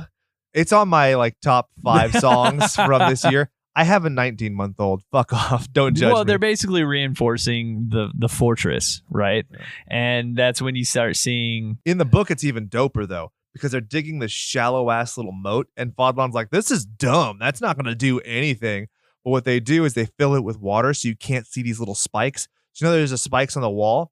So the people, like the cavemen, come up to the wall thinking that they're going to just be able to climb up it. And it's full of spikes. Stabs them up through the butthole. That's super smart. Reminds me of The Predator. Yeah, well, which is directed by the same guy. I like it. Yeah, so then you have Fadlan trying to chop at the wood, right? And he's like, I can't fucking swing at this. You guys are giants. I can't swing any of your swords. And then you have the cheesy part where he's like, where's an ironsmith? Blah, blah, blah. I'm going to change this into a scimitar. Which is anachronistic. It's not good forging, but I love it. I like that it's like, all right, I can't do what you're doing, but on my terms, I'm a damn good whatever I am. And it's fun. I like it. Could you guys also possibly see Jean-Claude Van Damme portraying this role? Like, if they didn't get Antonio Banderas, they would have gotten Jean-Claude Van Damme. He could do like a bunch of splits. They had him play Guile, so I'm really... you can have him do basically anything. But I would love to see this movie remade with Rami Malek. Like, I think that could be, that'd be kind of cool. But, you know, what do I know? So we talked about him turning the sword into a scimitar. Scimitar. How is that pronounced? Scimitar? Yep. Scimitar. Scimitar. I've been wrong all this time. Oh, well. And I like how one of the guys... He says, give a man a sword, he makes a knife. Yeah, and then he does all the little twirls, and he's like, when you die, I'll give that to my daughter. Yeah, right. Oh, man. So he doesn't back down, but he's like, that's neat. It's like going to a Tepon table where the guy's like, what's a for flip, flip, flip, flip, flip. Oh, watch the onion turn into a locomotive. We took my son. Oh, To yeah. that, he was fascinated. Awesome. Like, it was That's awesome. amazing. It was like the coolest thing he's seen in his short life. So also, this is where the woman is checking out his wounds after putting cow piss on it because of the ammonia. Is that what it is? Yeah. Simone, that totally makes sense. But so she goes and checks on it again, and he like moans, and she goes, "That's a woman's noise." In the book, Very different. and the book is very different because one of the Vikings says, "Oh, look, he's still an Arab." Yikes. Ooh, that's a little too far, right? But at this point in the movie, so this woman that comes in to help him, she tips him off that Wyglyff, which is Hrothgar's son, is poisoning his ear to them. Anders Anderson. Basically, what he's saying is that Buell's going to try and take over. Right. The only reason he's here to save them is so he can overthrow them. Kind of like Lord of the Rings. Exactly. And so this is why you get Rosetta Stone, Mick Beardy goatee, and they use him to kill the giant ginger. Fighting Mega Ginger. Which Going- happens almost exactly like in the book. Verbatim. There is part of the book that he talks about this tradition, and I think it comes from the manuscript, or maybe it comes from other Viking. It doesn't come from the manuscript of Fadlan, but they talk about how they have 3 shields, but they had put out a skin, and they So it's like sumo wrestling. yeah, but exactly. with Sumo swords. wrestling. You have to keep one foot on the skin. That's awesome. Yeah, it's pretty cool. Yeah, So you can't I feel retreat. like it's really cool too how they were just, even though it was clearly one faction against another, they were still showing respect with Yeah. tapping the shield. And so a lot of people online, again, because I read everything I could find about this movie, people were like, "Oh, it's so dumb that he would do this and show himself as weak. If he knew he could kill him the whole time, that he should have just killed him." That's what Fadlan's upset about. That's why he's like, "Dude, why didn't you kill him?" But the point that he's making is now they have to wonder. Right. Fear. It's just like Dwight on The Office, where he's like, when he's fucking with Jim with the snowball fight. It's fear, man. Now they have to second guess everything. They have to second guess if every single thing that these guys have done is methodical to try and overthrow them. It's so good. And people are like, I wish there was a little more blood on the guy that gets his head lopped gang. off. Yeah, especially if you're adding all this gore, fucking make a geyser out of it. Yeah, nothing. They also talked about being cunning in battle is highly respected. I don't know how much that plays into that, but The shrewdness of it all, yeah. Because, I mean, a lot of people will look at archers and say that it's kind of like weak, like a sniper or something like that. Like, oh, well, you're not actually in the fray of it. You could totally get around that and still be an honorable Viking and die in battle and stuff. So Right. to be clever and cunning is still a very valued idea. So Fadlan ends up, after that scene, he ends up bringing food up to the watchtower where Jean-Claude Van Damme is sitting up in a tree. And there's a little foreshadowing here. He hears what sounds like thunder, and he talks about those are the thunder cliffs. So that obviously comes in later in the movie. Is this where you start hearing about the fireworm also? I think he brings that So up, right? actually earlier when they first returned to the village, They mention it. they had a guy from another village. Oh, that's right. The old That's guy, right. and he was talking about their bear men, their creatures, and then the fireworm. So that's when you first hear about it. And so after he brings up the food to the guy in the watchtower, and the Thunder Cliffs, Who's not in the tower. He's in the tree. he's in the tree. Which, again, that dude, I love that he's like one step ahead every time. Like when it comes to getting Right. in the cave, he's like, don't wear your... he's very shrewd. I really, really like him as a character. I wish that they paired these guys up a little bit more because that's a cool dynamic that Right. they have. And so then they start to see the worm. fireworm. And so he zip lines from a tree to the tower and he's like, the British are coming. So good. I love it. It's so silly to have a zip line, but just like in Home Alone, doesn't need to make sense. Looks cool. So they get back to town, and this is everybody's jumping to action. The gates are closing. Everybody's running. They get everything like shored up, basically. And there's another child running, like a girl that I didn't make feel it. like we just saw that. Yeah, it's a little redundant. It's Uh, weird because I remember like in thinking back on the movie and having not seen it in a while, I consolidated those. And then when watching this, as soon as I saw the boy, I was like, oh, wait, they do this exact thing again in Right. like an hour. But then this is where Fadlan gets to show off his jumping skills. Yeah. So he that's jumps right. out, he goes, and then it makes sense though, because he gets to see, this is where you see the fireworm is not a worm. It's people with on horseback with torches, and a lot of them. People are people, so why should it be? So he gets the child, and this is a really cool scene because as he gets back, the sun is setting and it transitions really fast from like daylight to nighttime. But the fire that is approaching through the fog is just completely lit up, and it looks like the apocalypse is How long like do you upon think them. it took them to choreograph that? I don't know. Where did all the money go for the budget? Horses. Probably horses. Michelle would have loved this.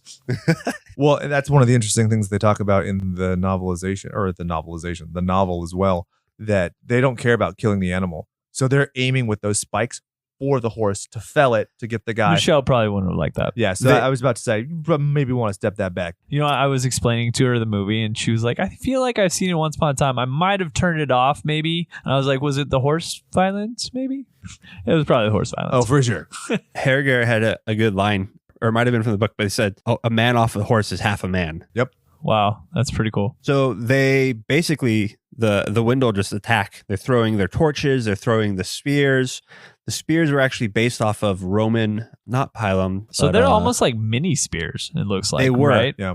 They're like almost darts. They are. Yeah. It's meant to puncture and fall. It's not meant to. It's Right, not a lance. It's a very different mechanism in strategy and warfare. It's like an incapacitating thing. Yep. It's not something that's supposed to be like completely lethal. Exactly. And they know that because that's the thing. Like you don't have people with armed weaponry if you behind the gate if you don't think people are getting through, and they know they are. So Fadlan, he knocks one of them off. He knocks off the bear head and he sees it's a man. And he basically it's a man. he- It's a man. he goes a on like man. berserker rage I and love goes it. on a kill streak. I love he does this like this is like the exact amount of crazy that I like because you could see and I don't know if it's me reading into it because I like the book and everything. I might just be crazy because I'm obviously a biased source, but it seems to me the way he's portraying it is he's more mad now because he realizes that this is people attacking people and it is disgusting and vile for that reason. This isn't a mindless beast. And then B, he's emboldened by the capability of you're just a man. You're just like me, and I could kill you just the Right. same.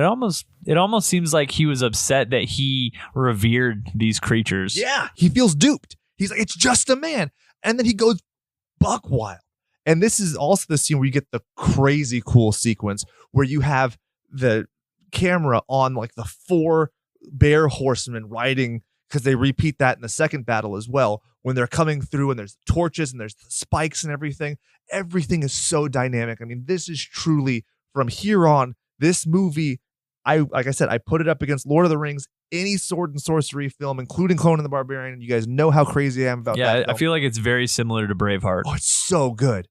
Right? You have the scene where the old man is dying in the background, getting hit with the arrows. He's pin cushioned. But what's crazy about that, he's in the background of the scene. In the foreground, you have people and horses running through the front, showing that's just something. That's just one thing that's happening in this battle where everything's ablaze. People are dying, blood and guts galore. Yeah, I'm so erect right now. That's the right response to, okay, whatever. It's cool.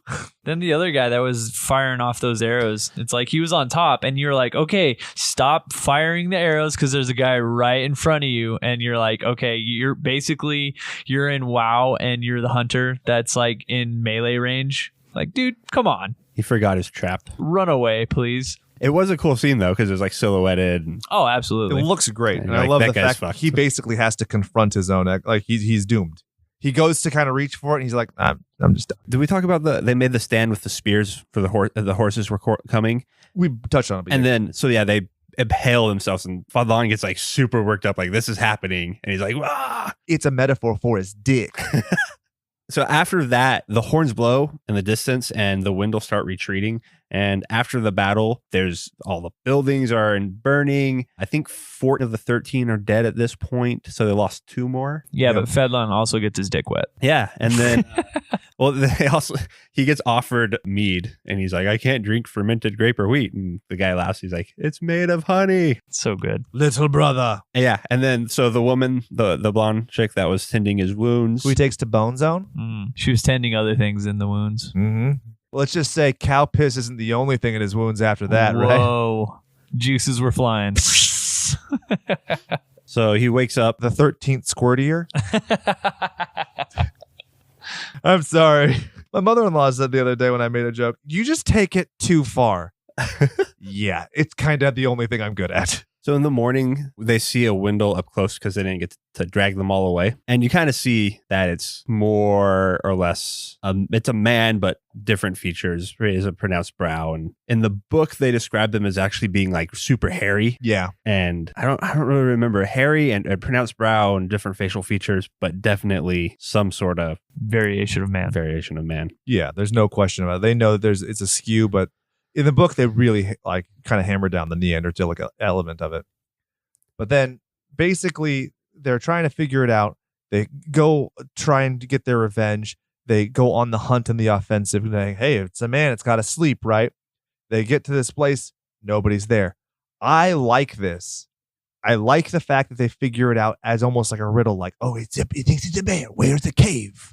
I like that a lot because in the book, really weirdly, they just know. They just go everything. straight to it.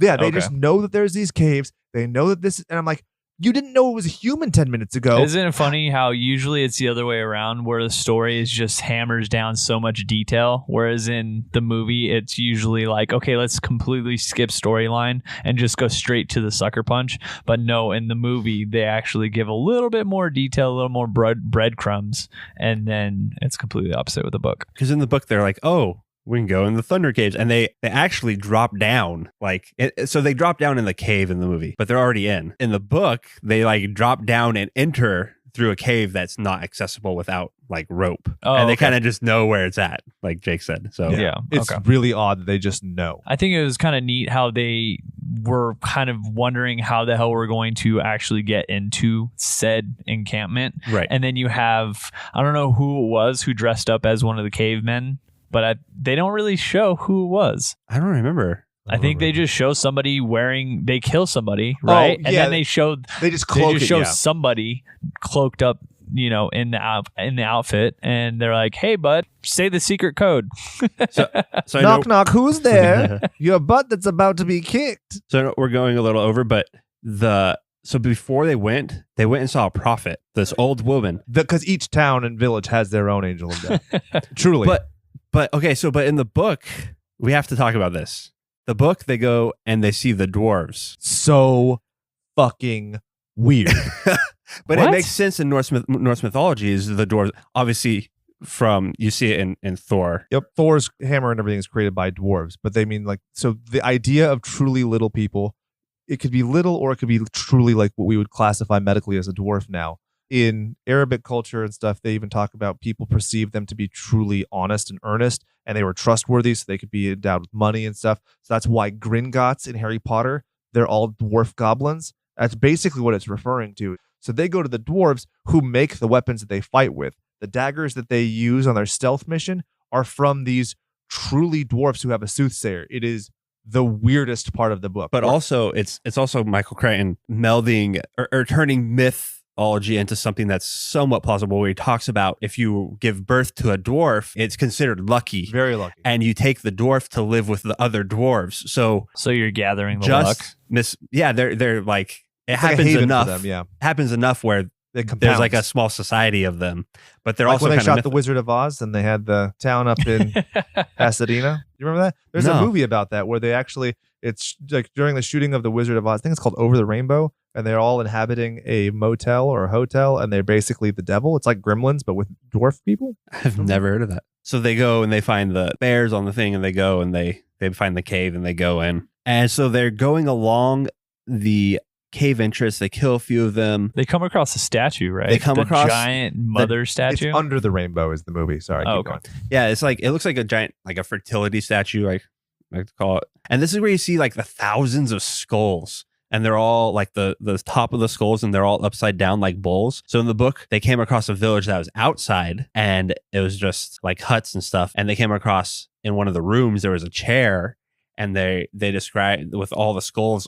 everywhere around it, and they described the chair as having white cheesy material, which was the brain matter, like smeared on it. So like that's where crazy. Like the leader was like sitting there eating, chowing down, and the Wendell knew they were coming, so they retreated and they abandoned that, and they left and go into the caves.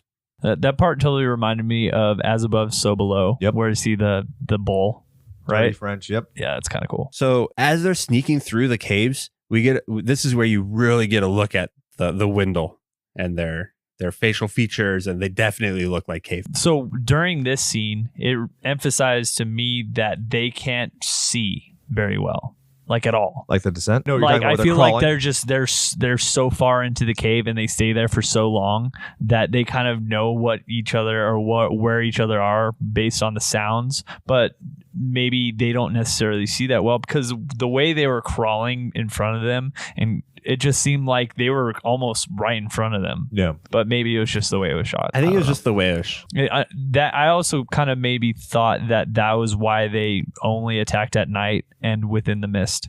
Oh, Is that makes maybe sense. something when it comes to it being daylight, it's too bright for them. I think that's actually a pretty cool idea. So as they're spelunking through the cave, I said that this is like Uncharted meets God of War meets Prince of Persia. And I really love the image of them swinging through the waterfall. Yeah, it's really cool. Super cool. And they just keep working their way down. And I love that when little brother, when he's swinging, he kind of spins as he's swinging, just like John McClane. That's a McTiernan trope, if you will. So I like the fact that when they finally get to the, matriarch, the heads of their friends are entwined in the vines it's there. so cool. It reminds me of Predator. Yeah, exactly. These are not only her trophies, but her food. As she dips her one little finger into the poison. This is hubris. This is why the giant man falls. He could have just killed her just as easily as he did the other guy. He doesn't just stab at her at a distance. He fights her. He feels cocky. And he gets one little scratch, and that does it. In the book, it's just a pin to the stomach. But then they decide to start running out. This is where the guy who I would have called Mick Foley, if I would have remembered to do it in the nicknames, he just says, "I'm not running anymore." Yeah, And he gets slammed in the chest, Yeah. right? And you were like, "Oh wow, good thing you told the guys, fuck you, I'm not taking this armor off," and it doesn't really help him. I just like when he's like, "Today was a good day," and Yeah. he's just like ready to die, and he does it like in like a great sacrifice to I give think him. that's Just what's such like a boss move to do. so cool. Yeah. So they start to escape and they get to an impasse and like, oh shit, we can't Oh go any man, further. we were following water and now it leads to nothing. What the fuck? So the guys are thinking, oh, it's thunder. We hear thunder, and then Fadlan's like, shut the fuck up. Well, one of the guys goes, "Oh, to make it worse, now it's going to rain." Yeah. And Fadlan's like, "Ding!" It reminds him of thunder and from the surf, and so he says they decide to swim out. So they just dive down and pop up in Malibu. Reminds me of Goonies. They dive in this mystical cave with all these rope bridges and everything. They come out in Santa Monica. Pretty crazy. So they make it back to the town, and Bolvi is basically dying. And they say he'll be buried as a king here. And Fadlan's like, "Oh, dude, I'm so happy this is over." And Rosetta Stone's like, "It's not over, not dude. over. What, Just do you, what do you beginning." think's gonna happen?" And one of the this is what, again, the story is not Fadlan's story. It's the story of Bulef and how that story is written. Because what he tells Fadlan is, I'm no king. I gave up my kingdom to come here. My legacy is what you write down. This is the important thing. This is my last stand. And that's what makes this true poetry, right? So when he comes out and there's the dog that's like limping behind him, and he's this like emaciated looking character, this once proud king, and he has to fight in the shivering cold. Like, this is just, it blows my mind. Like, this whole scene is awesome.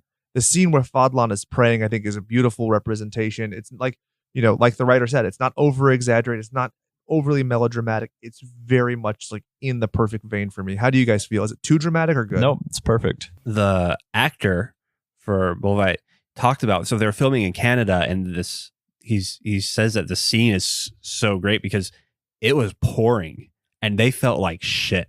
Like, and it really comes across like So he didn't have to sell it. He didn't have to sell it much. How we were. They felt miserable, and they were out there in the soaking rain doing that. And then the prayer scene I loved, even as an atheist. Yep. Like it was great. And he's sitting there on his knees, and he's like, for all the things that I've never done or all the things I've wanted to do, and he's basically just laying it all out there. It was a great scene. It's almost like his last rites. One of my top 5 favorite films of all time is Conan the Barbarian. You'll recall, Kram, I've never prayed you before. I have no tongue for it. No one, not even you, will remember if we were good men or bad, why we fought or why we died. All that matters is that two stood against many. That's what was important. Valor pleases you, Kram, so grant me one quest. grant me revenge. And if you do not listen, to hell with you. It's a parallel. It's analogous. It's like, that's what it is. He's saying like nothing matters. All that matters is what we do here. It's so good. Fuck everything. This is so good. I won't do the stupid accent, but do you want me to do the quote? The prayer? Yeah. Sure. You wanted to do it. I could see in your face. No, I think we should all do it together. Okay. Do you have it pulled up, Brian? Lo, there I do see my father. Whoa. We're doing it together. Dope. Lo, there do I see. Lo, there do I see my father. Lo, there do I see my mother, my sisters, and my brothers. Lo, there do I see the line of my people back to the beginning. Lo, they do call to me. They bid me take my place on Asgard in the halls of Valhalla, where the brave may live forever. And so people again talked a bunch of shit about this because they're like, well, Fadland didn't speak the language when the little lady said it on the boat. And I was like, fuckhead. That is what this whole movie is about, is the fact that he documented it. So in the 6 months or however long from that chick dying to now, when he's writing stuff down, he's asking questions of Rosetta Stone, calm the fuck down. Is that somewhat similar to the book translation? The book is a little bit different. I think this is more for meter and rhythm because basically the changes are, lo, I see here my father and mother. Lo, now I see all my deceased relatives sitting. Lo, there is my master who is sitting in paradise. Paradise is so beautiful, so green. With him are his men and boys. He calls to me, so bring me to him. Because basically that's like, come kill me, biatch. So yeah, I have nothing to lose. Yeah, well, you have everything to gain. Right. To die with honor and go to Valhalla, that's the best gift. You're truly giving me something if you can do it. Seems like they're like the OG fanatics, basically. They're like, I don't care, kill me, whatever. You're actually doing me a favor. There's an amazing animation called The Saga of Bjorn, Biorn. It's done by the Animation Workshop, where it's this old Viking who just wants to die in battle. It is truly like my favorite animation of all time. It's like, it's on par with anything Pixar's ever done. As they're saying I don't know what it's called. I call it the Valhalla prayer. But so the wind will charge as they were coming down, and everything goes pretty fast. It's a Bolvi knocks the leader of the Windle off his horse. He stabs him, and horns start blowing again, and they retreat again. Yep. And they kind of they show them going like over the hill, and they all kind of just disappear. I feel like I would be the horn blower. I would just have my binoculars from far away, and I'd just be like, oh shit, one of our guys died. That would be my role. Could you imagine if you saw the wrong guy? You're like, oh, nope, he's still alive. No, go back. My bad. Unretreat. After the fight, it's rainy, and Bolvi just kind of sits down on the battlements, and he's surrounded by like these pikes, and he just sits there and puts his sword down. So badass. And he just dies. And he's sitting on like his throne. Yeah. It's a really cool visual. Which is cool because he's essentially making his throne. Yep. Like making it his own. I don't need some fancy fucking throne. This is my throne right here. It's awesome. And then basically there's his funeral. Fadlan goes back and they say like a nice, silly kind of little goodbye. And goodbye, Northman. And that's the end of the movie. It's a great movie. I really, really like this movie. I'll probably sit down and watch it again within the next couple of days with Michelle. I was really worried that my sentimentality would overtake me and that would be why I like it. But I can point to very specific things about this movie that make me like it. I could totally see why people wouldn't. Don't get that twisted at all. This is not a perfect movie, but I really like the ambition of it. I like the source material. I think it's awesome. It's a classic for me. Probably not going to beat Alien, but a classic. It's definitely classic. I agree with you. I feel like, especially with all these different movies coming out that are being remade, I would really enjoy seeing a remake on this movie. Or just not even like remake, but like another take on it. Yeah, I think that's a fair okay. approach. Yeah, that makes sense. You could even do it as like a 6-part, streaming service. That would be good. Like, it's truly establish who Fadlan was, why he leaves, establish his quest just to the place. You're establishing the fear he has of these creatures, him getting there, the interpoliticking actually meaning something. The first battle, the second battle. The caves. Yeah, absolutely. With the increase in, I guess, streaming services and the quality of stuff that's coming out. I could imagine like so many other things being made into like 6-part series. Oh yeah, it'd be great. Prime's starting to ramp up their stuff. they're doing that Wheel Lord of of the Rings Time. stuff and Wheel of Time. Yep.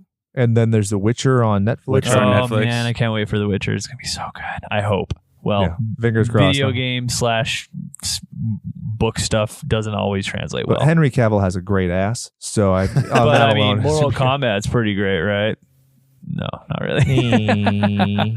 Christopher Lambert. So Jim, classic. Yeah, classic. I I feel had like- I had the same worry that my nostalgia for it was going to like color it a lot, but no, it's just there's so many good parts, and it's not that there's those parts that are just good.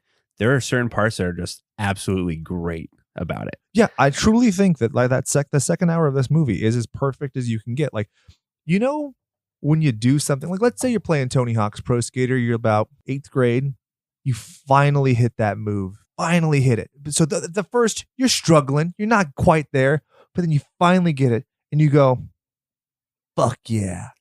That's the second half of this movie. The first half, there's some good stuff, but I mean, you're not quite nailing it. But then that second half, you're like, ugh. Yeah, and you get into all those secret parts of the level. Yeah, I should have Right. said Dave Mirra Freestyle BMX too, but I'm an idiot. It's all good. Sorry, guys. What character would you always play? Burnquist? Muska? Well, no, I didn't play Tony Hawk that much. Well then. That's what I'm saying. I played Dave Mirra Freestyle BMX crazy amounts of time. I wasted probably years of my life playing that game. That's why Black Sabbath Paranoid's like one of my all-time favorite songs because of that fucking game. But anyway, completely tangential. I would just like to say thank you all if you stuck with us through this episode. It's a longer episode, but it's truly a joy for me to be able to do, and I appreciate anybody who's listening. I know that on some of our more self-indulgent episodes in the past, we have just not got the same listenership. Marvel Zombies, which I apologize for, some of our other ones, but it truly means a lot that you would follow us on these kind of little journeys.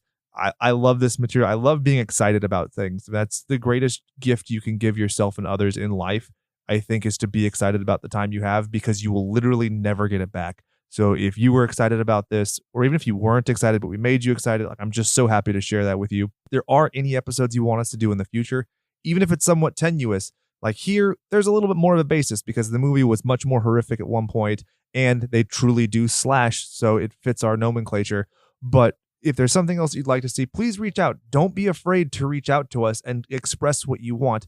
If we can, and we think it's within the spirit of the show, we will find a way to do it. And if we can't do it, in a direct way, we could always do it as a bonus episode. We want to give you the content that you want because we want you to be as excited about this show as we are. We have shirts that are on sale now. They're $20, but you have to pay for shipping because I'm not doing that. We have our Patreon, which our Patreon patrons are just the coolest people ever. We have a separate chat just for them, and it's always very fun and very supportive, and it's just a great place where people aren't shitty up to each other on the internet, which is like a rare little safe haven.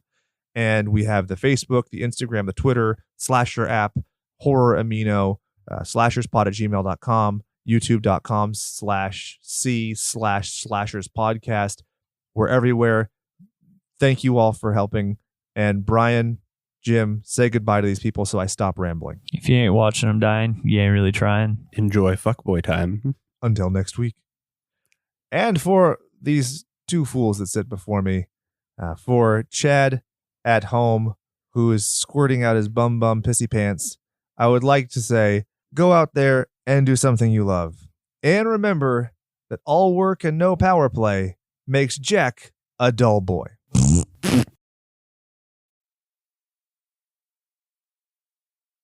God damn it. It happened. Somebody called me out, and I'm super self-conscious because I usually record these while my wife and baby are asleep at like 4 a.m. when I finally finish editing these episodes. And so as such, I have this like purring whisper. Oh, my name's Jake. This is the hidden track for this week. But now I can't do that anymore. So thanks, Bone Church. Anyway, my new favorite band ever is Fairy Ring, spelled F-A-E-R-I-E, Ring. Ring like R-I-N-G, like Johnny Cash's Ring of Fire, which is obviously a metaphor for his butthole post Taco Bell. I think that timeline actually does match up, except for the fact that June Carter wrote that song, if I'm not mistaken. I was led to believe that is the truth from Walk the Line when Renee Zellweger, I think that's the one. Nope, Reese Witherspoon. She's like, oh, it burns me. I wonder if there's an interesting anecdotal story behind one of Fairy Ring's songs. I don't know, because they were just kind enough to just send me their songs. And, oh yeah, a bunch of badass download codes for, I don't know, let's look here. 20 of our favorite listeners. That's right. If you made it through a record-setting long-ass episode about a movie that's tenuously a horror film in The 13th Warrior, guess what? I'm not even going to make this contest competitive. You just send me a message on Slashers, whatever, and just say password. And I will send you the download link, and you can enjoy the sultry, savory, and seductive sounds of Fairy Ring. Their first record, The Clearing, was released with King Volume Records earlier this year. It's 7 tracks of seduction. I dig this shit. Now, I saw somebody refer to them as fuzz metal alchemists. Pretty apt description, if I don't mind saying so. Now, you can find them on facebook.com/fairyringband, fairyring.bandcamp.com, and their main posting outlet is instagram.com/fairy_ring. Enjoy this, comma, my favorite song, comma, on this newly released record, Heavy Trip.